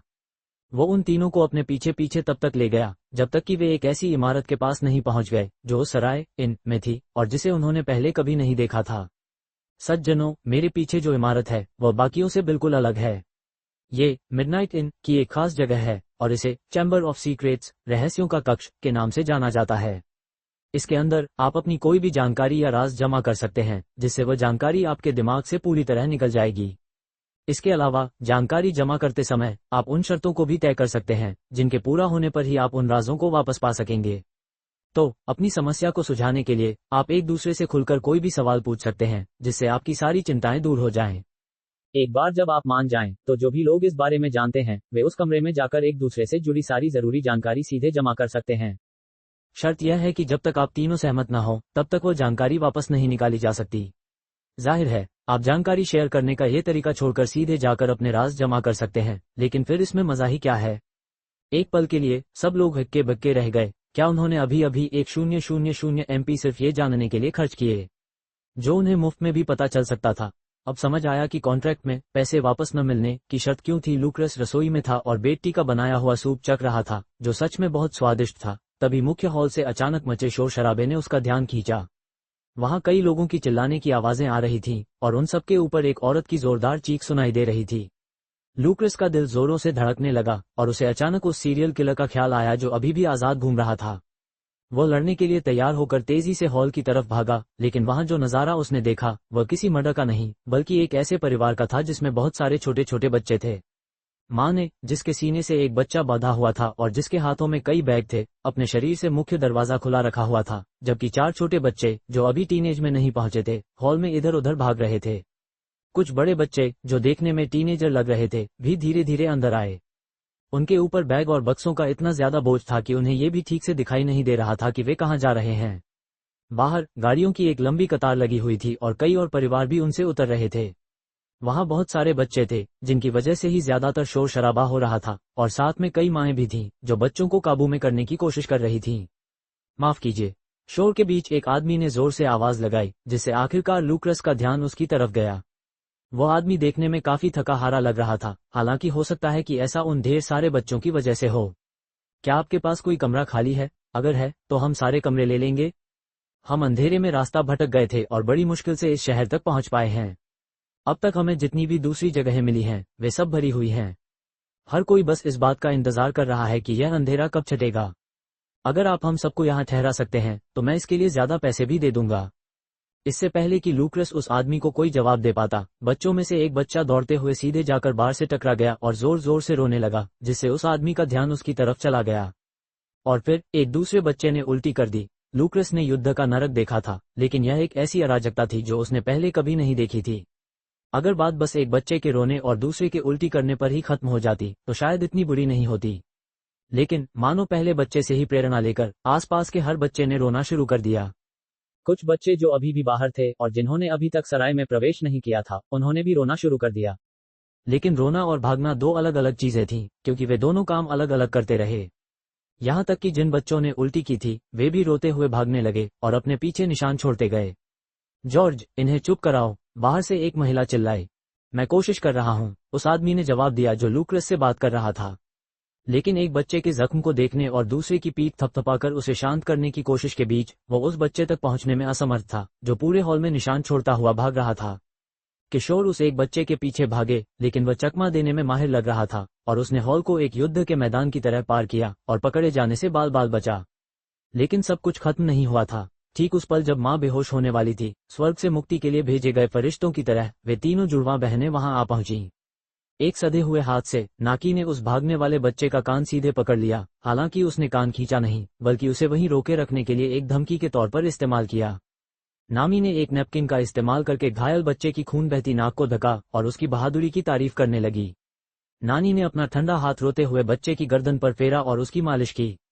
उस ठंडे हाथ ने बच्चे का ध्यान अपनी ओर खींचा और मालिश से उसे सुकून मिला। कई भाई बहन होने के अनुभव का कमाल दिखाते हुए उन्होंने उस तूफान को एक कोमल हवा में बदल दिया। हमारे पास अब सिर्फ 2 कमरे बचे हैं, लूक्रस ने उस थके हारे आदमी को बताया। लूक्रस को जवाब देने से पहले ही उसने बाहर निकलने के रास्ते की ओर देखा और चिल्लाया, 2 परिवार बाहर निकले, बाकी लोग ढूंढना जारी रखें। उसने पुष्टि के लिए एक पल इंतजार किया, फिर लूक्रस की ओर मुड़ा और अपनी जरूरतें गिनाने लगा। हमें दोनों कमरों में गद्दे चाहिए होंगे और कुछ एक्स्ट्रा कंबल और तकिए भी। साथ ही अगर आपके पास गर्म पानी से नहाने की सुविधा हो तो वो भी चाहिए, और 16 लोगों के लिए खाना भी। इसके अलावा अगर आप किसी को डॉक्टर बुलाने के लिए भेज सकें तो अच्छा होगा, क्योंकि हम में से कुछ लोगों को चोटें लगी हैं। और हाँ, अगर कोई हमारा सामान ऊपर ले जाने में मदद कर सके तो वो भी चाहिए। साथ ही हम अपना खाना अपने कमरों में ही खाएंगे। और एक बात, क्या आप किसी को बाहर से ताज़ा खबरें लाने के लिए भेज सकते हैं? हम बहुत लंबे समय से जंगल में ही फंसे हुए थे। वो आदमी एक पल के लिए रुका, जैसे ये सोचने के लिए कि कहीं वो कुछ भूल तो नहीं गया, और फिर उसने पूछा, ओह हाँ, इन कमरों का किराया कितना है? 1 मेगापिक्सल प्रति रात, लूक्रस ने जवाब दिया, जिससे वो आदमी हैरान रह गया। किसी सराय के हिसाब से ये थोड़ा ज्यादा महंगा नहीं है? क्या तुम इस बात का फायदा उठा रहे हो कि बाहर अंधेरा हो चुका है? तुम्हें पता है ना, ये गैर कानूनी है। अगर मैंने तुम्हारी शिकायत कर दी तो तुम मुश्किल में पड़ सकते हो। कीमत यही है, चाहे बाहर दिन का उजाला हो या रात का अंधेरा। हमारी कीमतें तय हैं, वे कभी नहीं बदलती। उस आदमी को लूक्रस की बात पर यकीन नहीं हो रहा था, लेकिन वह इन कमरों को गंवाने का जोखिम नहीं उठा सकता था, इसलिए उसने चुपचाप ये शर्त मान ली। लूक्रस ने अपने नए कर्मचारियों, वही बदमाश जो सराय में पहले हुड़दंग मचा रहे थे, को सारे बैग उठाकर ऊपर के 2 खाली कमरों तक पहुंचाने का काम सौंपा। ये कमरे सबसे ऊपरी मंजिल पर थे। बेट्टी ने नए आए परिवारों के लिए खाना बनाना शुरू कर दिया और लूक्रस ने रिक को डॉक्टर बुलाने के लिए भेजा और साथ ही रोलैंड को बाहर से ताज़ा खबरें लाने के लिए रवाना किया। इस दौरान लूक्रस खुद कुछ देर के लिए अपने कमरे में चला गया, क्योंकि उसे एक बेहद जरूरी काम निपटाना था। मैरी, हमें अब एक डे केयर सेवा शुरू करनी होगी, लूक्रस ने बहुत ही संजीदगी से कहा। क्या? उसने हैरानी से पूछा। वो उस समय किसी और काम में व्यस्त थी, इसलिए लूक्रस की बात समझने और उसे पूरी तरह से आत्मसात करने में उसे कुछ पल लगे। डे केयर सेवा? भला क्यों? बस इस मामले में मुझ पर भरोसा रखो, उसने कहा। ऐसा कहते हुए उसे उन माता पिता की आंखों में दिखा वह भाव याद आ गया जिन्हें उसने अभी अभी देखा था। ये बहुत जरूरी है और अभी के लिए इसे ही सबसे ज्यादा प्राथमिकता दी जाएगी। मैं चाहता हूं कि पूरी प्लानिंग टीम एक साथ आए और बच्चों के लिए एक जगह डिजाइन करे। इसे अलग अलग उम्र के बच्चों को ध्यान में रखकर डिजाइन करें और इसमें कई तरह की एक्टिविटीज शामिल करें। असल में मैं चाहता हूं कि आप भी उनके साथ मिलकर काम करें। आप मेरी ताकत और मैं अभी क्या क्या कर सकता हूं इस बारे में अच्छी तरह जानती हैं। इसलिए इसे डिजाइन करते समय इसका पूरा फायदा उठाएं। इसे इस तरह बनाएं कि हम न सिर्फ बच्चों की देखभाल करें, बल्कि किसी न किसी तरह उनकी मदद भी करें। अगर आपको अलग अलग नस्लों के बच्चों के लिए अलग अलग जगहें डिजाइन करनी पड़े तो कोई बात नहीं, लेकिन मैं चाहता हूं कि यह बहुत बढ़िया हो। हम ग्रीनहाउस में काम करने वाले कुछ खरगोशों को भी बच्चों की देखभाल के लिए रख सकते हैं। वे काफी मिलनसार लगते हैं। जब आप कुछ काम पूरा कर लें तो मुझे इसकी जानकारी जरूर दें। ठीक है, उसने जवाब दिया, लेकिन वो अभी भी इस बात को लेकर उलझन में थी कि लूक्रस इस तरह का बर्ताव क्यों कर रहा है। जब उसने हाँ मैं जवाब दे दिया, तभी लूक्रस को कुछ राहत मिली।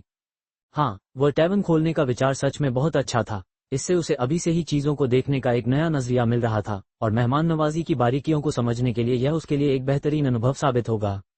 उसने वापस हॉल में जाने के बारे में सोचा, लेकिन अचानक वह कांप उठा और फिर उसने साधना करने का फैसला किया। हाल ही में उसे साधना करने का एक नया तरीका पता चला था, जिससे ये प्रक्रिया और भी तेज हो जाएगी। जब वह ची की ट्रेनिंग ले रहा था तब वह साधना में मदद के लिए अपने पूरे शरीर पर एक खास तरह का तेल लगाता था, लेकिन फाउंडेशन दायरे के लिए उसने खुद ही एक नया तरीका ईजाद कर लिया था। वो उस कमरे से जुड़े बाथरूम में गया जो उसने अपने लिए बनाया था और बाथटब के पास पहुंचा। उसने एक बोतल महंगी ठंडी चाय मंगवाई और उसे टब में डालना शुरू कर दिया।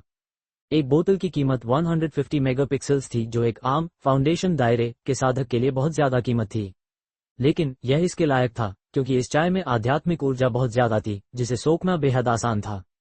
एक सच्चे मार्ग के साधक के तौर पर लूक्रस की ऊर्जा की जरूरतें बहुत ज्यादा थीं, इसलिए इसे पीने से मिलने वाला फायदा उतना साफ तौर पर नजर नहीं आता था। इसलिए उसने इसमें पूरी तरह डूबकर साधना करने की योजना बनाई। सैद्धांतिक रूप से इससे उसकी साधना की गति बढ़नी चाहिए थी। बाथटब को पूरी तरह भरने में उसे लगभग 23,000 मेगापिक्सल्स खर्च करने पड़े। लूक्रस ने खुद को डुबाने से पहले जल्दी से अपने कपड़े उतार दिए, क्योंकि अगर चाय गर्म हो जाती तो उसका ज्यादातर असर खत्म हो जाता। उसने अपनी आंखें बंद की और साधना शुरू कर दी। उम्मीद थी कि यह तरीका काम करेगा, वरना उसे और भी महंगी चीजें इस्तेमाल करनी पड़ती। बेबीलोन शहर में कई दूसरे कस्बों और शहरों की तरह ही एक बहुत बड़ी फॉर्मेशन मौजूद थी, जो अंधेरा छाते ही पूरे शहर को रोशन कर देती थी। इस संरचना को बनाए रखना और उसकी रक्षा करना बेहद जरूरी था, क्योंकि यह सीधे तौर पर शहर के अस्तित्व से जुड़ी हुई थी। आखिरकार अंधेरे का ये दौर कुछ दिनों से लेकर हफ्तों, महीनों या कभी कभी तो सालों तक भी चल सकता था। ये संरचना न सिर्फ शहर की बाहरी दीवार और बंदरगाह के पास बने लाइटहाउस को रोशन करती थी, बल्कि शहर के अंदर की हर गली, हर इमारत और हर दूसरे हिस्से को भी जगमगा देती थी।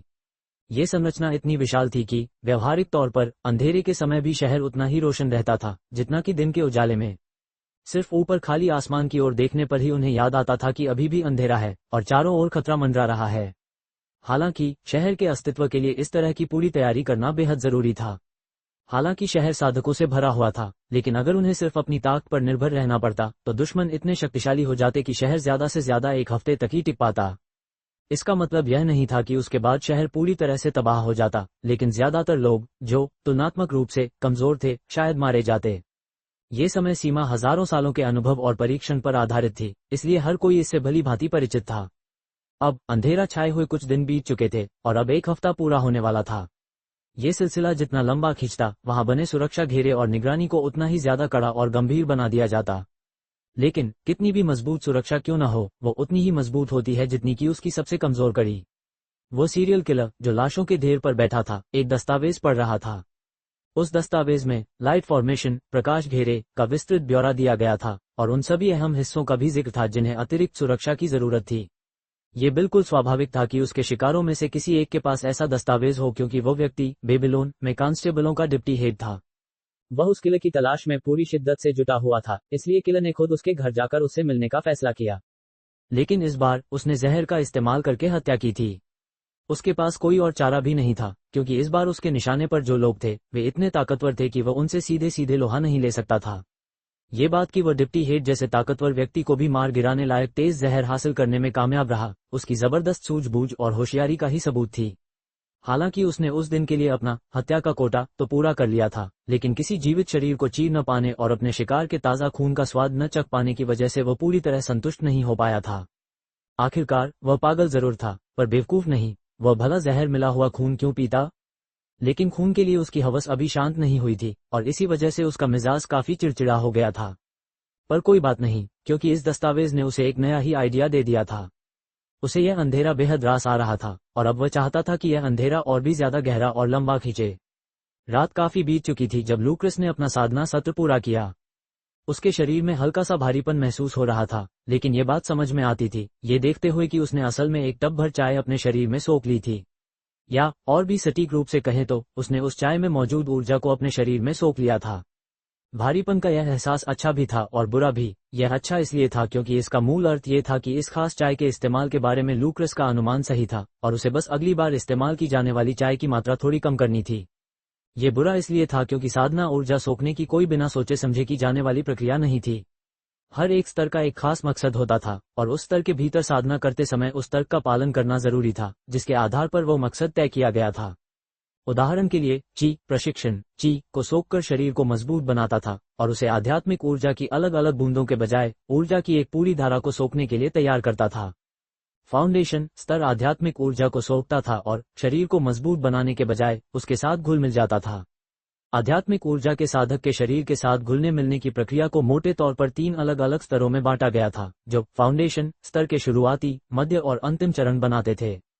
पहला चरण आध्यात्मिक ऊर्जा को सभी मांसपेशियों, ऊतकों, रक्त, वसा और शरीर के अन्य अपेक्षाकृत सरल हिस्सों में मिलाना था। मध्य चरण ऊर्जा को हड्डियों के साथ मिलाना था और अंतिम चरण सभी अंगों के साथ मिलाना था। संक्षेप में, ये बस इतना ही सरल था। इसका कोई उच्च या गहरा अर्थ बिल्कुल नहीं था। कम से कम ऐसा तब तक था जब तक आपका एकमात्र उद्देश्य अपनी मूल साधना को आगे बढ़ाना था। चूंकि लूक्रस ने साधना की मूल बातें सिखाने वाले कुछ कोर्स किए थे, इसलिए उसे इस बारे में रीगल एम्ब्रेस से मिली जानकारी की तुलना में कहीं अधिक गहरी समझ थी। आखिरकार वह केवल एक साधना तकनीक थी और उसमें साधना की गहरी, अधिक जटिल बारीकियां शामिल नहीं हो सकती थीं। इसका एक बहुत ही सरल स्पष्टीकरण ये था कि पहले बताई गई प्रक्रिया में केवल आध्यात्मिक साधना में होने वाले बदलाव शामिल थे, न कि शरीर और आत्मा की साधना में, और न ही सच्चे मार्ग में होने वाले बदलाव। इसके अलावा फाउंडेशन स्तर से आगे बढ़ते हुए साधना उस प्राणी की चेतना से प्रभावित होने लगती थी जो साधना कर रहा होता था। साधना की व्याख्या अब थोड़ी अमूर्त होने लगी थी और हर अगले स्तर के साथ यह और भी ज्यादा जटिल होती जाएगी। इसलिए ये ठीक से समझना बहुत जरूरी था कि इसमें असल में क्या शामिल है। सीधे शब्दों में कहें तो फाउंडेशन स्तर का उद्देश्य साधक के लिए एक ऐसी नींव तैयार करना था जिससे वह साधना के उच्च स्तरों को प्राप्त कर सके। शरीर को आध्यात्मिक ऊर्जा के साथ एकाकार करके ये शरीर को ही एक आधार के रूप में इस्तेमाल करता था, एक ऐसी उच्च और अधिक सघन ऊर्जा के लिए जिसका उपयोग साधना के उच्च स्तरों पर किया जाता है। इसी तरह शारीरिक साधना में ये शरीर की जीवन शक्ति को ही मजबूत बनाता था ताकि वह एक ऐसे शरीर को धारण कर सके जो कहीं ज्यादा शक्तिशाली, शायद आकार में बड़ा और कहीं ज्यादा जटिल हो। आत्मा के मामले में ये और भी सरल था। यह आत्मा को हर मायने में मजबूत बनाता था, शरीर पर उसकी निर्भरता कम करता था और साधक को अधिक आध्यात्मिक ऊर्जा का दोहन करने में सक्षम बनाता था। सच्चा मार्ग इन सभी चीजों को कहीं ज्यादा व्यापक और एकीकृत तरीके से हासिल करता था, जिससे यह सुनिश्चित होता था कि सभी बदलाव एक दूसरे के पूरक हों। लेकिन इससे ये सवाल खड़ा होता था कि इस पूरी प्रक्रिया में चेतना की क्या भूमिका है। सैद्धांतिक और व्यवहारिक दोनों ही दृष्टियों से किसी इंसान की साधना को आगे बढ़ाने के लिए बस इतनी ही चीजों की जरूरत होती थी। अगर ऐसा ही था और अगर साधना की प्रक्रिया इतनी सरल थी कि बस कुछ तयशुदा क्रियाओं के क्रम का पालन करके ही उच्च अवस्था को प्राप्त किया जा सकता था, तो यकीनन इसमें चेतना का कोई महत्व नहीं होना चाहिए था। दरअसल कोई भी व्यक्ति विभिन्न तकनीकों या उपायों का इस्तेमाल करके अनगिनत इंसानों को निलंबित चेतना की अवस्था में डाल सकता था और फिर उनके शरीरों से वे सभी आवश्यक क्रियाएं करवा सकता था। इस तरह ये सोने जैसा ही होता और जब आप जागते तो आपकी साधना का स्तर कहीं ज्यादा ऊंचा हो चुका होता और इसके लिए आपको अपनी तरफ से कोई भी प्रयास करने की जरूरत नहीं पड़ती। यह न केवल एक ऐसी बात थी जिसके बारे में कई वैज्ञानिकों ने सिद्धांत गढ़े थे, बल्कि कई संगठनों ने इसे व्यवहार में भी उतारा था। यहाँ तक कि उस सराय पर हमला करने वाले रास्कल्स भी कुछ हद तक इसी तरह की प्रक्रिया से गुजरे थे। लेकिन कागजों पर भले ही इसके परिणाम मिलते हों, पर इसका अंतिम परिणाम हमेशा ऐसे साधकों के रूप में सामने आता था जो अपने ही स्तर के भीतर सबसे कमजोर होते थे। आप उन पर कितने भी संसाधन क्यों न खर्च कर दें, वे कभी भी अपने ही स्तर के भीतर शीर्ष शिकारी नहीं बन पाते थे। वे केवल निचले स्तर के दुश्मनों का शिकार करने के लिए ही काम के होते थे। इसका ठीक कारण यही था कि फाउंडेशन स्तर से आगे बढ़ने पर आपकी शक्ति का निर्धारण केवल साधना की तकनीक से ही नहीं होता था, बल्कि स्वयं आपके व्यक्तित्व से होता था। जहां एक और साधना की तकनीक ने उच्च लोकों की नींव रखी, वहीं साधक को स्वयं ही इस बात की नींव रखनी पड़ती थी कि वह किस प्रकार का साधक बनना चाहता है। इसका असल मतलब क्या था, ये लूक्रस को नहीं सिखाया गया था। उसे बस इतना बताया गया था कि यह साधना की कुछ ऐसी खासियतों से जुड़ा है जिनके बारे में अभी सोचना उसके लिए बेहतर नहीं होगा। हालांकि उसे इस बारे में मार्गदर्शन दिया गया था कि वह एक साधक के तौर पर अपनी नींव को कैसे मजबूत बना सकता है। ये काफी आसान था। उसे बस एक या कुछ ऐसे क्षेत्र चुनने थे जिनमें उसकी दिलचस्पी हो और उन पर तब तक काफी समय बिताना था जब तक उसे खुद संतोषजनक प्रगति न महसूस हो जाए। इसके लिए उसके अपने आत्म मूल्यांकन के अलावा कोई और पैमाना नहीं था। उदाहरण के लिए, एक चित्रकार चित्रकारी कर सकता था, एक लेखक लिख सकता था, एक निशानेबाज अपने निशाने का अभ्यास कर सकता था, एक योद्धा अपनी युद्ध कला को और बेहतर बना सकता था, और इसी तरह अन्य भी। जाहिर है, लूक्रस ने अपने लिए अरेज का अभ्यास करना चुना था। खैर, लूक्रस के विचार भटककर किसी और ही दिशा में चले गए थे। संक्षेप में कहें तो पेट फूला हुआ महसूस होना इसलिए अच्छा नहीं था क्योंकि वह अपनी नींव को जबरदस्ती आकार नहीं दे सकता था। यह एक स्वाभाविक प्रक्रिया होनी चाहिए थी और कोई भी अत्यधिक दबाव इसके विपरीत परिणाम दे सकता था। काम खत्म करने के बाद लूक्रस ने गर्म पानी से स्नान किया और फिर सराय और टैवर्न का जायजा लेने का फैसला किया। उसे ये देखकर हैरानी हुई कि इतनी रात हो जाने के बावजूद हॉल में अभी भी कुछ लोग बैठे हुए थे। खास तौर पर वे सभी वयस्क उन दो परिवारों के सदस्य थे जो आज ही वहां आकर ठहरे थे। वे न तो आपस में बातें कर रहे थे, न कुछ खा रहे थे और न ही कुछ पी रहे थे। वे बस खामोशी से बैठे थे और अपने थके हारे शरीर और मन को धीरे धीरे आराम करने और तरोताजा होने का मौका दे रहे थे। ये सिर्फ उन बच्चों की वजह से नहीं था जिन्होंने उन्हें लगातार थकाए रखा था और उनकी मानसिक सहनशक्ति की हद पार करवा दी थी, बल्कि इसकी असली वजह वे कुछ दिन थे जो उन्होंने घने अंधेरे में बिताए थे। अगर उनके पास चलने के लिए कोई बनी बनाई सड़क न होती तो वे कभी भी किसी शहर तक पहुंचने का रास्ता नहीं ढूंढ पाते। उस दौरान वे एक पल के लिए भी आराम नहीं कर पाए थे क्योंकि उन्हें अपने रथों की सुरक्षा करनी थी, न सिर्फ अपने परिवारों की बल्कि उन जानवरों की भी जो उन रथों को खींच रहे थे। इसके अलावा वे सभी फाउंडेशन दायरे के साधक थे, इसलिए वे कोई असाधारण रूप से शक्तिशाली भी नहीं थे। वे तो बस कुछ ऐसे परिवारों का समूह थे जिन्होंने अपनी छुट्टियों का समय चुनने में भारी चूक कर दी थी। उनके थके हारे चेहरों को देखकर लूक्रस का दिल करुणा से भर गया। उसने तुरंत फैसला किया कि वह अपने इन पहले मेहमानों का स्वागत मधुशाला के पिछले आंगन में करेगा। चुपचाप और बिना किसी का ध्यान खींचे हॉल की एक दीवार में एक नया दरवाजा दिखाई दिया, ठीक उसी जगह के पास जहां परिवार बैठे थे। शुरू में कुछ नहीं हुआ क्योंकि किसी ने भी कुछ भी नोटिस नहीं किया था, लेकिन कुछ मिनटों बाद जिस आदमी ने पहले लूक्रस से बात की थी, जॉर्ज, ने कुछ गड़बड़ महसूस की। उसने अपने बगल में देखा और उसे एक दरवाजा दिखाई दिया जिस पर उसने पहले ध्यान नहीं दिया था। एक पल के लिए वो उलझन में पड़ गया क्योंकि उसे याद नहीं आ रहा था कि यहाँ कोई दरवाजा भी था, लेकिन उसने सोचा कि शायद वो बहुत थका हुआ था या उसका ध्यान कहीं और था, इसलिए उसने नोटिस नहीं किया। लेकिन फिर उसकी पत्नी ने देखा कि वो एक तरफ घूर रहा है तो उसने भी उस तरफ देखा। क्या ये दरवाजा हमेशा से यही था? जैसे ही उसके मन में ये सवाल आया उसने पूछ लिया, और ऐसा करते ही सबका ध्यान उस दरवाजे की तरफ चला गया। मुझे याद नहीं आ रहा, लेकिन शायद ये यही रहा होगा, है ना? जॉर्ज ने जवाब दिया। मेरा ध्यान नहीं था। डॉक्टर ने जो दवा दी थी उसके असर से मैं अभी भी थोड़ी चक्कर खा रही हूँ। मेरे पेट में अभी भी जलन हो रही है। मुझे तो याद नहीं आ रहा, लेकिन फिर वही बात, मेरा ध्यान भी तो नहीं था। ये बातचीत कुछ बार दोहराई गई, जिसके बाद जॉर्ज की पत्नी अपनी जिज्ञासा शांत करने के लिए खड़ी हो गई। मत जाओ, जॉर्ज ने कहा। क्या पता ये किसी का कमरा हो? मैं माफी मांग लूंगी, उसने बेपरवाही से जवाब दिया और दरवाजा खोल दिया। जो कुछ उसने देखा उसे देखकर वह कांप उठी और उसके घुटने कमजोर पड़ गए। उसकी आंखों के सामने एक छोटा, आरामदायक लकड़ी का कमरा था जिसके एक तरफ कपड़े बदलने के लिए कुछ जगह बनी हुई थी, लेकिन जिस चीज ने उसका ध्यान सबसे ज्यादा खींचा वह था ठीक बीचों बीच रखा हुआ एक हॉट टब। बुलबुले मारते पानी से भाप की धुंध ऊपर उठ रही थी, मानो उसे अपने थके हारे शरीर को आराम देने के लिए अंदर बुला रही हो, और दरवाजे से एक सुकून देने वाली भीनी भीनी खुशबू बाहर आ रही थी। अंधेरा अपने साथ ठंड भी ले आया था, लेकिन दरवाजे से बाहर आती गर्म हवा की एक ही लहर ने उसके शरीर से सारी ठंड को जैसे बाहर ही निकाल दिया। उस दृश्य में पूरी तरह खोकर वह जॉर्ज को बताना ही भूल गई। वो तो अपने कपड़े बदलना भी भूल गई। इससे पहले कि उसे एहसास होता कि वह क्या कर रही है, उसने खुद को पानी में डुबो दिया, और उसके होठों से एक लंबी गहरी आह निकल पड़ी। उसने अपनी आंखें बंद कर ली और अपना सिर टब के किनारे पर टिका दिया। कैसा पति, कैसे बच्चे। इस पल वह सब कुछ भूल गई और बस अपने शरीर में उमड़ती सुख की लहरों का आनंद लेने लगी। हनी, जॉर्ज ने उलझन में पुकारा। अपनी जगह से वह कमरे के अंदर ठीक से देख नहीं पा रहा था, इसलिए उसे बस इतना पता चला कि वह बहुत ही श्रद्धाभाव से कमरे में दाखिल हुई है। उसने दूसरे जोड़े की तरफ देखा जो उतने ही हैरान थे। एक साथ ही वे उत्सुकता से उठकर दरवाजे की तरफ बढ़े, और जैसे ही उन्हें अंदर से आती हुई खुशबू महसूस हुई, वे लगभग एक तरह के सम्मोहन में चले गए। उनके थके हुए शरीर, दर्द करती मांसपेशियां और थका हुआ मन, सब कुछ एक ही पल में ढीला पड़ गया और उस सुखद खुशबू के आगे पूरी तरह से समर्पित हो गया। जब वे अंदर पहुंचे तो उन्हें जॉर्ज की पत्नी जैसा कोई खास आश्चर्य नहीं हुआ। इसकी मुख्य वजह यह थी कि वे पहले से ही उस खुशबू के जादू में फंस चुके थे। उन्हें जरा भी पता नहीं चला कि उनके पीछे दरवाजा अपने आप कब बंद हो गया और हॉल से आने वाला रास्ता रहस्यमय तरीके से कब गायब हो गया। बेसुध सी हालत में वे हॉट टब की तरफ बढ़े और एक एक करके सभी उसमें उतर गए, यहाँ तक कि वे अपने कपड़े उतारना भी भूल गए। जैसे ही वे सब टब में उतरे, उनके मुंह से एक सामूहिक आह निकली। टब का गर्म और मरहम जैसा पानी उनके घायल शरीरों पर अपना असर दिखाने लगा था। इन दोनों परिवारों की इस हालत के लिए उन्हें दोष नहीं दिया जा सकता था। वे अभी अभी एक बेहद तनावपूर्ण दौर से गुजरे थे, इसलिए न सिर्फ उनके मन में भारी उथल पुथल मची हुई थी, बल्कि उनके शरीरों ने भी इतनी जबरदस्त शारीरिक मेहनत झेली थी जिसकी उन्हें बिल्कुल भी आदत नहीं थी। हालात इससे ज्यादा खराब इसलिए नहीं हुए और किसी की जान इसलिए नहीं गई क्योंकि अंधेरे में पैदा हुए वे भयानक जीव तुलनात्मक रूप से काफी कमजोर थे। इसके अलावा यह कोई साधारण हॉट टब नहीं था। भला ये साधारण कैसे हो सकता था जब यह उस सिस्टम द्वारा दी जाने वाली विशेष सेवाओं में से एक था। ये हॉट टब रिकवरी रूम या रिकवरी पॉड का कोई विकल्प तो नहीं था, लेकिन यह शरीर को आराम देने और उसकी प्राकृतिक रूप से ठीक होने की प्रक्रिया को तेज करने में निश्चित रूप से मददगार था।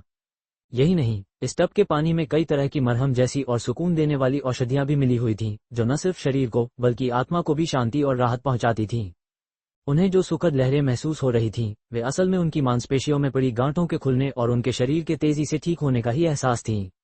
हालांकि ये प्रक्रिया उन्हें पूरी तरह से ठीक करने में बहुत ज्यादा मददगार तो नहीं थी। उदाहरण के लिए, ये टूटी हुई हड्डियों को तो नहीं जोड़ सकती थी, लेकिन ये शरीर को उस बेहतरीन स्थिति में जरूर पहुंचा देती थी जहां से शरीर खुद ब खुद ठीक होना शुरू कर देता है। मानो इतना ही काफी न हो, उनके शरीर के रोम छिद्रों से एक तरह का काला और गंदा पदार्थ बाहर निकलने लगा और टब के पानी में मौजूद शुद्ध करने वाले तत्वों के असर से वो पदार्थ तुरंत ही भाप बनकर हवा में घुल गया। हालांकि यह प्रक्रिया को पूरी तरह से पूरा नहीं कर सका, लेकिन हॉट टब उनके शरीर में जीवन भर जमा हुए जहर को शुद्ध कर सकता था। एक बार जब वे ये कर लेते तो न केवल उनकी सेहत सुधरती बल्कि उनकी साधना भी बेहतर होती। 1 घंटे तक दोनों परिवार चुपचाप पानी में बैठे रहे और जादुई पानी से अपने शरीर को पोषित होने दिया। हालांकि वे एक ऐसे मोड़ पर पहुंचे जब उन सभी को अचानक महसूस हुआ कि जो भी प्रक्रिया चल रही थी वह पूरी हो चुकी है और अब पानी में और ज्यादा देर तक रहने से उन्हें कोई फायदा नहीं होगा। यह एक अवचेतन विचार था और वे ये पता नहीं लगा सके कि यह कहां से आया था, लेकिन उन सभी को यह एक ही समय पर महसूस हुआ। एक एक करके वे हॉट टब से बाहर निकले और दरवाजे की ओर छोटे लड़खड़ाते कदमों से चले। उनके गीले कपड़े कुछ ही कदमों में सूख गए, पानी जादुई रूप से भाप बनकर उड़ गया, मानो वो हॉट टब से ज्यादा दूर रह ही न सकता हो। जब वे कमरे से बाहर निकले तो दोनों जोड़े किसी तरह अपने अपने कमरों में पहुंच गए। ये जादुई था, लेकिन किसी कारण से उस पल उनमें से किसी ने भी इस पर कोई सवाल नहीं उठाया। हॉट टब वाले कमरे की हल्की खुशबू उनके बेडरूम में फैल गई, जिससे गेंदों पर सो रहे कई बच्चे शांत हो गए और गहरी नींद में डूब गए। माता पिता एक बार फिर बिना कपड़े बदले बिस्तर पर चढ़ गए अपने सबसे छोटे बच्चों के बीच और तुरंत सो गए। यह एक गहरी और सपनों से रहित नींद थी जिससे उनके मन और शरीर को आराम मिला। हॉट टब वाला कमरा उतनी ही जादुई तरह से गायब हो गया जितनी जादुई तरह से वो प्रकट हुआ था, और इस बात का कोई संकेत नहीं था कि क्या परिवारों को ये याद भी रहेगा या वे इसे बस एक अजीब सपना मानेंगे जिसे उन सभी ने एक साथ देखा था। रहस्यों के कक्ष के सामने एनाकिन, लैरी, राफेल और नोमान एक बार फिर इकट्ठा हुए। हालांकि एनाकिन ने उन्हें कक्ष के काम करने के तरीके के बारे में बता दिया था, फिर भी वे पूरी तरह से संतुष्ट नहीं थे। उनमें से हर एक ने छोटे मामूली यादों को जमा करके और फिर से याद करके कमरे को परखा और एक दूसरे से उनके बारे में सवाल पूछे। एक बार जब उन सभी ने इसे आजमा लिया और इससे संतुष्ट हो गए तो उन्होंने गिल्ड रूम के जरिए एक समझौता करने का फैसला किया कि वे एक दूसरे के सवालों का ईमानदारी से जवाब देंगे और फिर एक दूसरे के रहस्यों को कक्ष में जमा कर देंगे। अपने पास बस इस बात की याद रखेंगे कि उनके अपने रहस्य या मामले सुरक्षित हैं। इसके बाद ये सवाल बचा था कि एनाकिन अभी भी उनके बीच क्यों था। हालांकि उसके पास बताने लायक कोई राज नहीं था, क्योंकि असल में वो बस एक आम इंसान था जो मौकों को पहचानने और उनका फायदा उठाने में माहिर था। फिर भी उसने नोमान को यह यकीन दिला दिया था कि अगर वो अब से एनाकिन की बात मानेगा तो उसे बहुत फायदा होगा। उसने ये सब कैसे किया ये बाकियों को नहीं पता था, लेकिन नोमान को एनाकिन पर पूरा भरोसा था और उसने उसे इस मामले में भी शामिल कर लिया। इस तरह उन चारों ने समझौते पर दस्तखत किए और चैम्बर में पहुंच गए। चूंकि वो जगह बहुत सुरक्षित थी, इसलिए उन्होंने अपने राज ठीक उसी चैम्बर के अंदर एक दूसरे को बताने का फैसला किया। सबसे पहले नोमान की बारी आई। हर कोई उसे बहुत ध्यान से घूर रहा था, जिससे उसे थोड़ी सी बेचैनी महसूस होने लगी। वो घबराया हुआ भी था, क्योंकि उसने इससे पहले कभी भी अपना राज किसी के साथ शेयर नहीं किया था। लेकिन साथ ही उसे एक अजीब सा सुकून भी मिल रहा था। मैं एक खास ताकत के साथ पैदा हुआ था, उसने अपनी गाल खुजाते हुए कहा। जब भी मैं कोई झूठ सुनता या पढ़ता हूँ तो मैं उसे तुरंत पकड़ लेता हूँ। इसका मतलब यह नहीं है कि मुझे अपने आप ही सच का पता चल जाता है या मैं उसे समझ जाता हूँ। इसका मतलब बस इतना है कि जब भी मेरे सामने कोई ऐसी बात आती है जिसका मकसद कुछ ऐसा बताना हो जो सच के अलावा कुछ और लगे, तो मैं उसे पकड़ लेता हूँ। उदाहरण के लिए, अगर हैरी नाम का कोई आदमी आपसे कहता है कि आप उसे एडम कहकर बुला सकते हैं, तो वह झूठ नहीं बोल रहा है। आप सचमुच उसे एडम कहकर बुला सकते हैं, लेकिन अगर ऐसा कहते समय उसका मकसद ये बताना न हो कि आप उसे उस नाम से बुला सकते हैं, बल्कि आपको ये यकीन दिलाना हो कि उसका असली नाम एडम ही है, तो मैं समझ जाता हूँ कि वह झूठ बोल रहा है। मेरी इस काबिलियत की कोई सीमा नहीं है। ये किसी भी रूप में बोले गए झूठ को पकड़ सकती है, और इससे कोई फर्क नहीं पड़ता कि किसी की कल्टीवेशन कितनी ज्यादा या कम है। मैंने अभी तक ऐसा कोई भी इंसान नहीं देखा है जो मेरी इस काबिलियत से बच पाया हो। उसकी छोटी और सीधी सादी बात खत्म होते ही वहां पूरी तरह से सन्नाटा छा गया, क्योंकि हर कोई उसकी कही हुई बातों की गंभीरता को समझने की कोशिश कर रहा था। उसकी यह काबिलियत सचमुच बेमिसाल थी। कल्टीवेशन के स्तर की परवाह किए बिना झूठ को पकड़ लेने की काबिलियत। अगर यह काबिलियत सही हाथों में हो, या शायद गलत हाथों में भी, तो ये भारी तबाही मचा सकती थी। बेशक इसकी एक शर्त यह भी थी कि इस काबिलियत का सही और असरदार तरीके से इस्तेमाल करने के लिए इंसान का काफी होशियार होना जरूरी था। एनाकिन की आंखें चमक रही थीं, क्योंकि उसके दिमाग में तरह तरह के विचार उमड़ घुमड़ रहे थे। हालांकि उसके चेहरे के हाव भाव से उसके मन की कोई भी बात जाहिर नहीं हो रही थी। इसके बाद लैरी की बारी आई। उसके चेहरे पर नुमान जैसी कोई घबराहट नहीं थी, और उसने सीधे सीधे अपनी कहानी सुनाना शुरू कर दिया। पृथ्वी पर मेरा परिवार बहुत अमीर था, और उनके पास कई स्पिरिट स्टोन की खदानें थीं। इस वजह से मैं बहुत किस्मत वाला था, लेकिन साथ ही बहुत बदनसीब भी, क्योंकि मैं बिना किसी आध्यात्मिक साधना की क्षमता के पैदा हुआ था। आध्यात्मिक ऊर्जा का जरा सा अंश भी मेरे लिए जहर जैसा था, इसलिए चाहे साधना का तरीका कोई भी हो या उसका प्रकार, मैं उसका इस्तेमाल नहीं कर सकता था। लेकिन एक दिन मेरी किस्मत बदल गई, जब मेरे परिवार की एक खदान में एक अनोखा खजाना मिला। इस खजाने के मिलने से उस इलाके की आध्यात्मिक ऊर्जा में भारी उथल पुथल मच गई, और इसने बहुत से लोगों का ध्यान अपनी ओर खींचा। कई लोगों ने चुपके से मेरे परिवार पर हमला किया, ताकि वे पता लगा सके कि आखिर उन्हें क्या मिला है।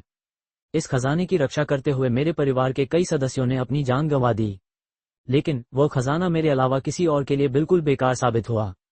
इसलिए वह खजाना मुझे मिल गया, और एक महंगी और खतरनाक सर्जरी के बाद मेरे पिता ने उस खजाने को मेरी रीढ़ की हड्डी में समाहित करवा दिया। इसमें कुछ साल लगे, लेकिन जब आखिरकार मेरा शरीर उस खजाने के साथ तालमेल बिठा पाया, तो मुझे आध्यात्मिक साधना करने की क्षमता मिल गई। लेकिन अब ये कोई साधारण साधना नहीं थी। मैं अपने शरीर में अलग अलग तरह की धातुओं को सोखकर साधना कर सकता था। धातु जितनी दुर्लभ होती, मेरी साधना उतनी ही तेजी से आगे बढ़ती। लेकिन साथ ही मैं जितनी ज्यादा एक ही तरह की धातु सोखता, उससे मेरी साधना को उतना ही कम बढ़ावा मिलता। इसके साथ ही मेरे शरीर में धातुओं के प्रति एक जबरदस्त आकर्षण पैदा हो गया है, इस हद तक कि अब किसी भी धातु के हथियार से मुझे नुकसान पहुंचाना लगभग नामुमकिन है। कुछ समय पहले पृथ्वी पर कुछ लोग मेरा पीछा कर रहे थे, और मैं एक घात में फंस गया। किसी ने मेरे सिर में गोली मार दी। कायदे से तो यह मेरी जिंदगी का अंत होना चाहिए था, लेकिन गोली लगने से मेरा भेजा उड़ने के बजाय मेरे शरीर ने उस गोली को ही सोख लिया। मुझे फिर भी थोड़ा बहुत दर्द हुआ, क्योंकि मैं गोली को उतनी तेजी से सोख नहीं पाया था। लेकिन मैं जितनी ज्यादा धातुएं सोखता हूं, मेरा शरीर उतना ही ज्यादा मजबूत होता जाता है। मैं उस गोली के हमले से बच गया, और मैंने तुरंत ही घात लगाकर बैठे उस हमलावर को मार गिराया। लेकिन मुझे शक है कि किसी को इस अनोखे खजाने के बारे में पता चल गया था, या किसी तरह उन्हें इसके बारे में भनक लग गई थी, और इसी खजाने के लिए उन्होंने मेरे परिवार को निशाना बनाना शुरू कर दिया था। शुरुआत में तो उन्होंने मुझे नजरअंदाज किया, क्योंकि मैं तो बस एक साधारण इंसान था। लेकिन आखिरकार उन्हें जरूर यह एहसास हो गया होगा कि कुछ तो गड़बड़ है। मैं काफी समय से इस मामले की जांच कर रहा हूं, लेकिन मुझे ये पता नहीं चल पा रहा है कि मेरा पीछा करने वाला व्यक्ति कौन है। शुरू में मुझे लगा कि यह काउंसिल ऑफ न्यू ऑर्डर का कोई व्यक्ति है, क्योंकि सिर्फ उन्हीं के पास मेरे परिवार को निशाना बनाने की क्षमता हो सकती थी। लेकिन यह मामला उससे कहीं ज्यादा पेचीदा लग रहा है। सभी ने लैरी की ओर दिलचस्पी और उत्सुकता से देखा, लेकिन यह नोमान के रहस्य जितना ध्यान आकर्षित नहीं कर सका। लैरी को इसका कोई अफसोस नहीं था, क्योंकि वह इस बात की होड़ नहीं लगा रहा था कि किसका रहस्य ज्यादा गहरा है।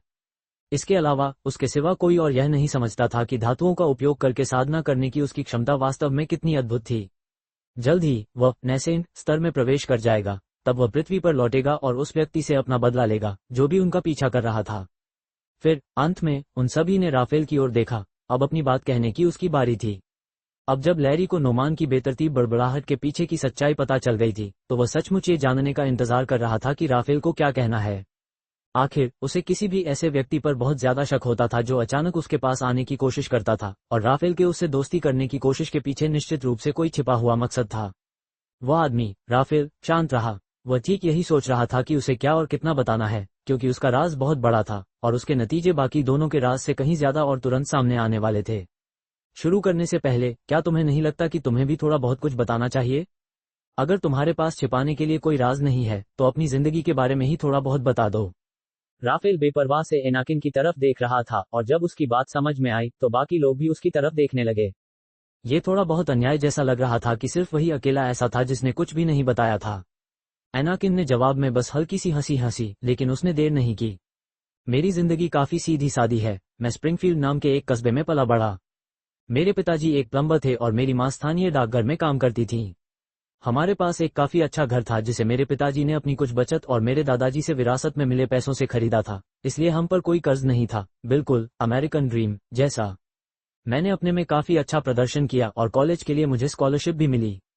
जिंदगी बहुत बढ़िया थी, लेकिन बोरिंग भी। तभी सब कुछ गड़बड़ हो गया। काउंसिल ऑफ न्यू ऑर्डर सामने आया। दुनिया अजीब हो गई। कल्टीवेटर्स दिखाई देने लगे और मुझे इन की एक सुनहरी चाबी मिल गई। खैर, तब से मैंने कभी पीछे मुड़कर नहीं देखा। मेरे लिए जिंदगी या तो रोमांचक होनी चाहिए या फिर कुछ भी नहीं।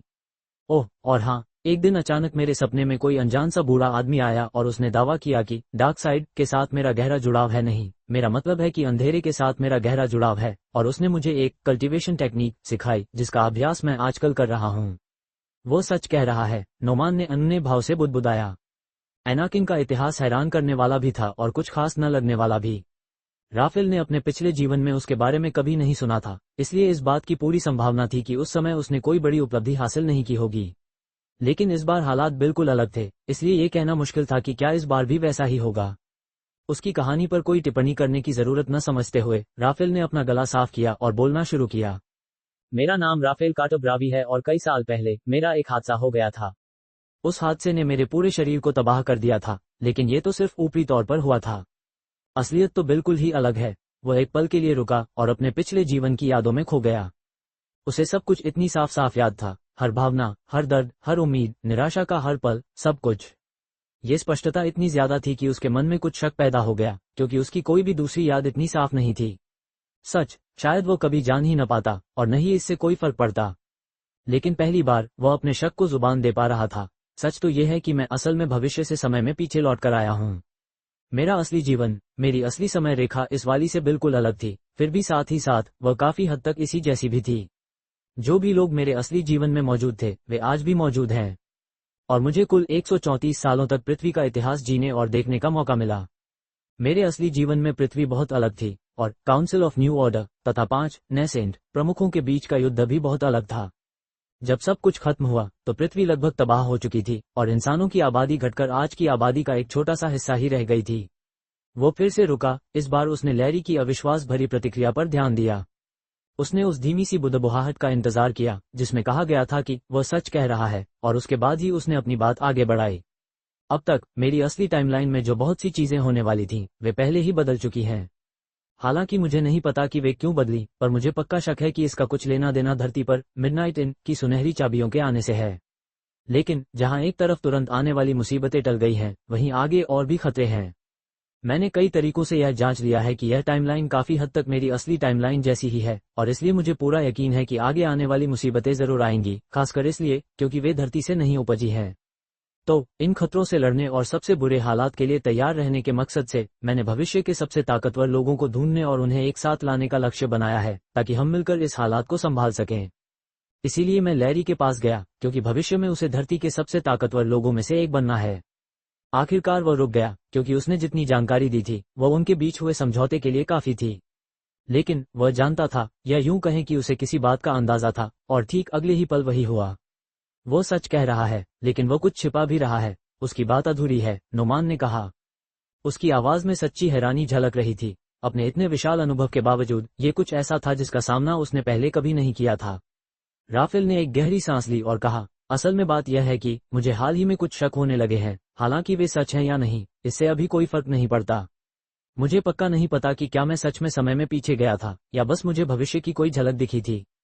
पहले तो मुझे लगा कि मैं पीछे गया था, लेकिन कुछ ऐसी बातें हैं जिनसे मुझे लगता है कि समय में पीछे जाने के बजाय मुझे बस भविष्य की झलकियां दिखी थीं। जहां तक उन बातों का सवाल है, और मुझे ऐसा क्यों लगता है, मुझे नहीं लगता कि मुझे उन्हें बताने की जरूरत है, क्योंकि हमारे कॉन्ट्रैक्ट में ये शामिल नहीं है। मैंने लैरी से जुड़ी बातें और मैं उसे क्यों ढूंढ रहा था ये सब पहले ही बता दिया है। सबने नोमान की तरफ देखा, जिसने बस सिर हिलाकर इस बात की पुष्टि की कि राफेल सच कह रहा है। जो कुछ उन्होंने सुना था उससे वे सब हैरान थे, लेकिन एनाकिन से ज्यादा दुखी कोई नहीं था, क्योंकि राफेल ने जो भविष्य देखा था वह इतना भयानक था कि उसे लॉटरी के नंबर जानने या सबसे ज्यादा मुनाफा देने वाले स्टॉक के बारे में पता लगाने का कोई मौका ही नहीं मिला। निवेश के कीमती मौके हाथ से निकल गए। कितनी शर्म की बात है, ओह कितनी शर्म की बात है। उसे यह नहीं पता था कि उसे तो खुश होना चाहिए था कि भविष्य वैसा नहीं था जैसा राफेल ने देखा था, क्योंकि उस युद्ध में जो पूरी दुनिया में फैल गया था, एनाकिन भी मारे गए कई लोगों में से एक था। इसीलिए उस भविष्य में उसे अपनी शानदार काबिलियत और हुनर दिखाने का कभी कोई मौका ही नहीं मिला। और कुछ बताने की जरूरत नहीं है, लैरी ने धीरे से कहा।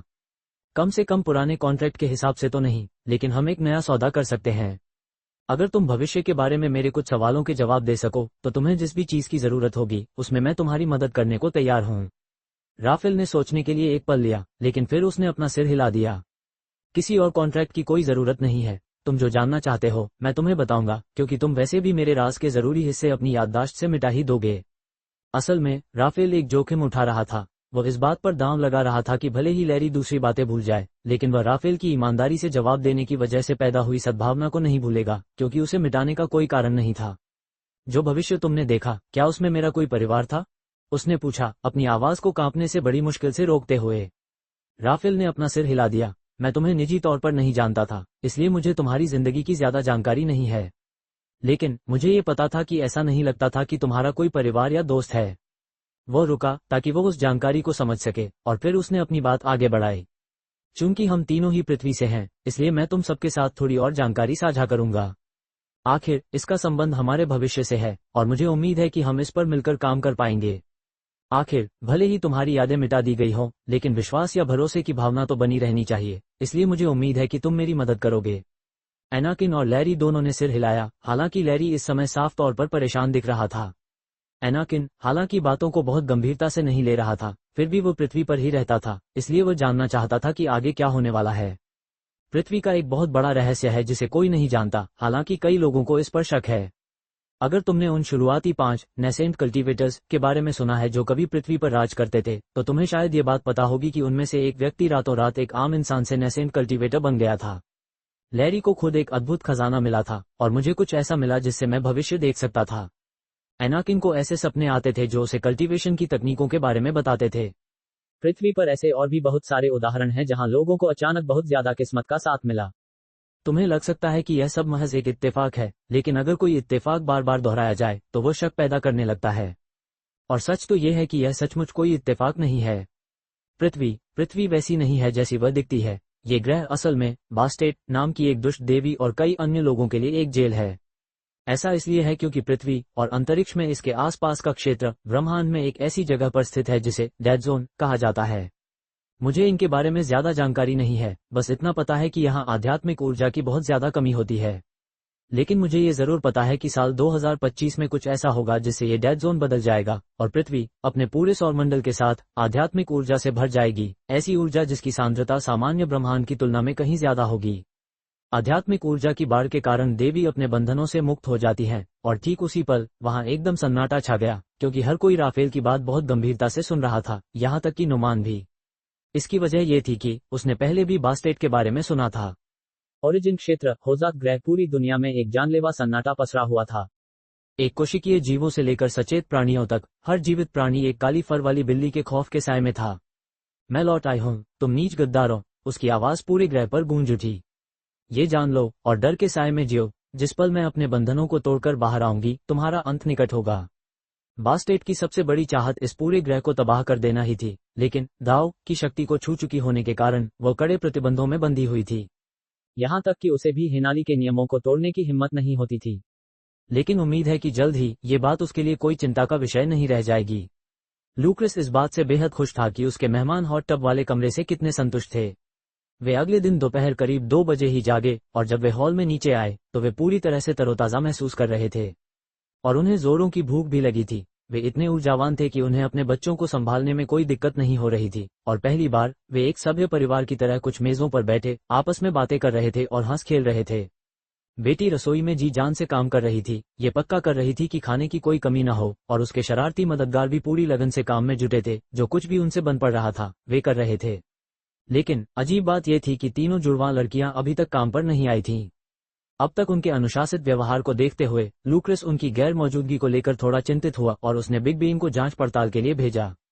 उसे गए हुए अब काफी देर हो चुकी थी और वह किसी भी पल वापस आ सकता था। इस बीच लूक्रेस अपनी कुर्सी पर पीछे की ओर टिककर बैठ गया और उस नए संगीतकार को सुनने लगा जिसे उसने कुछ समय के लिए काम पर रखा था। उसका प्रदर्शन और उसकी लोकप्रियता ही यह तय करेगी कि लूक्रेस उसे आगे भी काम पर रखेगा या नहीं। लेकिन अब तक उसने और उसके अकॉर्डियन ने मिलकर एक शानदार प्रदर्शन किया था। कुछ ही देर बाद बिग बेन उन तीनों लड़कियों के साथ वापस लौटा, लेकिन उनके चेहरों के हाव भाव किसी गंभीर खबर का संकेत दे रहे थे। लूक्रेस फौरन अपनी कुर्सी से उठ खड़ा हुआ और ये पूछने से पहले कि क्या हुआ, उसने ये तसल्ली की कि लड़कियां पूरी तरह सुरक्षित तो है ना। उनके पड़ोसियों की हत्या कर दी गई है, बिग बेन ने बेहद गंभीर स्वर में कहा।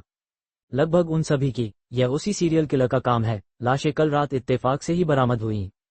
पुलिस वालों को उनके परिवार पर शक हुआ, क्योंकि इस पूरी घटना के बीच सिर्फ वही लोग पूरी तरह सुरक्षित बचे थे और इसलिए उन्होंने उन्हें गिरफ्तार कर लिया। लेकिन उनका पूरा परिवार ही कामकाज करने वाला है, इसलिए उन सभी के पास अपनी बेगुनाही साबित करने के पुख्ता सबूत एलिबाइज मौजूद थे और इस वजह से पुलिस को उन्हें रिहा करना पड़ा। ये कल्पना करते ही कि किसी को अचानक पता चले कि उसके सभी पड़ोसियों की उनके अपने ही घरों में हत्या कर दी गई है, लूक्रेस के रोंगटे खड़े हो गए। यह वाकई बेहद खौफनाक था, खासकर तब जब कोई इस बात पर गौर करे कि उनके पड़ोसियों की जगह वे खुद भी इस हत्या का शिकार बन सकते थे। तुम्हारा परिवार कहाँ है? क्या उनके पास रहने के लिए कोई जगह है? अगर नहीं तो उन्हें इस टैवन में ले आओ, हम उनके रहने का कोई न कोई इंतजाम जरूर कर देंगे। वे इस वक्त शहर के शेल्टर होम में हैं, उनके साथ दीनो और उसकी पत्नी भी हैं। वे भी हमारे पड़ोस में ही रहते थे और अब वे वापस अपने घर जाने से इतना ज्यादा डर रहे हैं कि उनकी हिम्मत ही नहीं पड़ रही। लूक्रेस कुछ पल के लिए हिचकिचाया, लेकिन फिर उसने सहमति में अपना सिर हिला दिया। उसे नहीं पता था कि शहर का शेल्टर कैसा होगा, लेकिन कम से कम वह ज्यादा सुरक्षित तो होता, क्योंकि उसकी देखरेख शहर प्रशासन कर रहा था। उसने लड़कियों से फिर कहा कि अगर जरूरत पड़े तो वे अपने परिवार को भी सराय में ला सकती हैं और उन्हें छुट्टी की पेशकश की। लेकिन लड़कियों ने मना कर दिया और कहा कि वे ठीक हैं और काम करना चाहती हैं। उन्होंने पूरी कोशिश की कि वे सामान्य दिखें, लेकिन कोई भी देख सकता था कि उनमें वह पहले वाली खुशी और चंचलता नहीं थी। लूक्रेस भी इस स्थिति से परेशान था। उसने उस सीरियल किलर को हल्के में लिया था, क्योंकि उसे पूरा यकीन था कि वह जल्द ही पकड़ा जाएगा। लेकिन स्थिति तेजी से बिगड़ती जा रही थी और सिपाही इस स्थिति को संभालने में असमर्थ लग रहे थे। यहाँ की सुरक्षा उसकी उम्मीद से भी बदतर थी। उसने किसी को रोलैंड को ढूंढकर बुलाने के लिए भेजा। वो सच में देखना चाहता था कि सामने आए इन हत्याओं के बारे में खबरों में क्या कहा जा रहा है। सब कुछ सामान्य समझ के बिल्कुल विपरीत हो रहा था। वह ये तो मान सकता था कि यह इलाका, जिसे पूरे राज्य के सबसे अमीर इलाकों में से एक माना जाता था, वहां कोई खास शान शौकत नहीं दिख रही थी। वह इसका श्रेय नोएल परिवार के बेहतरीन प्रबंधन को दे सकता था। लेकिन अगर इस इलाके पर उनका प्रबंधन और नियंत्रण इतना ही बेहतरीन था, तो इतनी सारी हत्याएं बिना किसी रोक टोक के क्यों हो रही थीं? ये बात तब और भी ज्यादा हैरान करने वाली थी जब नोएल भाई खुद भी इस शहर से गुजरते थे। कहीं ऐसा तो नहीं कि किसी भी वजह से इन हत्याओं के पीछे खुद नोएल परिवार का ही हाथ हो। मामला चाहे जो भी हो, लूक्रेस को कुछ अनहोनी का एहसास होने लगा था। अगर हालात और बिगड़ते तो उसे उसके लिए तैयार रहने की जरूरत थी। बेबीलोन शहर, जमीन से 800 मीटर नीचे हत्यारे ने अपनी तलवार पर लगा खून चाटा। जब वो अपनी हत्याओं के स्वाद का आनंद ले रहा था तो उसका शरीर कांप रहा था। वो इस समय उन भूमिगत कक्षों में था जहां बेबीलोन शहर को घेरे हुए फॉर्मेशन स्थित था। भले ही किसी को इस फॉर्मेशन की कथित कमजोरियों के बारे में पता भी होता, तो भी वहां तक पहुंचना इतना आसान नहीं था। कमजोरी तो बस एक सापेक्ष शब्द था, क्योंकि इसे बनाने में किसी भी तरह के खर्च में कोई कोताही नहीं बरती गई थी। आखिर शहर के सभी लोगों की जान इसी फॉर्मेशन पर टिकी हुई थी। शहर को रोशनी देना इस फॉर्मेशन के कई कामों में से सिर्फ एक था। इसके अलावा इसमें कम स्तर की आध्यात्मिक ऊर्जा इकट्ठा करने का काम, शहर को पूरी तरह से बंद कर देने वाला सुरक्षा घेरा और भी कई अन्य काम शामिल थे। इस फॉर्मेशन के महत्व को देखते हुए यह आसानी से अंदाजा लगाया जा सकता है कि यहां पहुंचना कितना मुश्किल होगा। फिर भी वह कातिल बेपरवाही से हॉल में टहल रहा था। सिस्टम, मुझे ऐसी कोई चीज पाने के लिए कितने पॉइंट्स चाहिए जो इस बनावट को ओवरराइड कर सके? एक आश्चर्यजनक रूप से आकर्षक और जोशीली आवाज ने पूछा। किसी पॉइंट्स की जरूरत नहीं है। होस्ट को पिछले एक मिशन के लिए पहले ही एक इनाम मिल चुका है, जो इस बनावट को अपग्रेड भी कर सकता है और ओवरराइड भी। कितना किस्मत वाला हूं मैं, कातिल ने एक प्यारी सी मुस्कान के साथ जवाब दिया।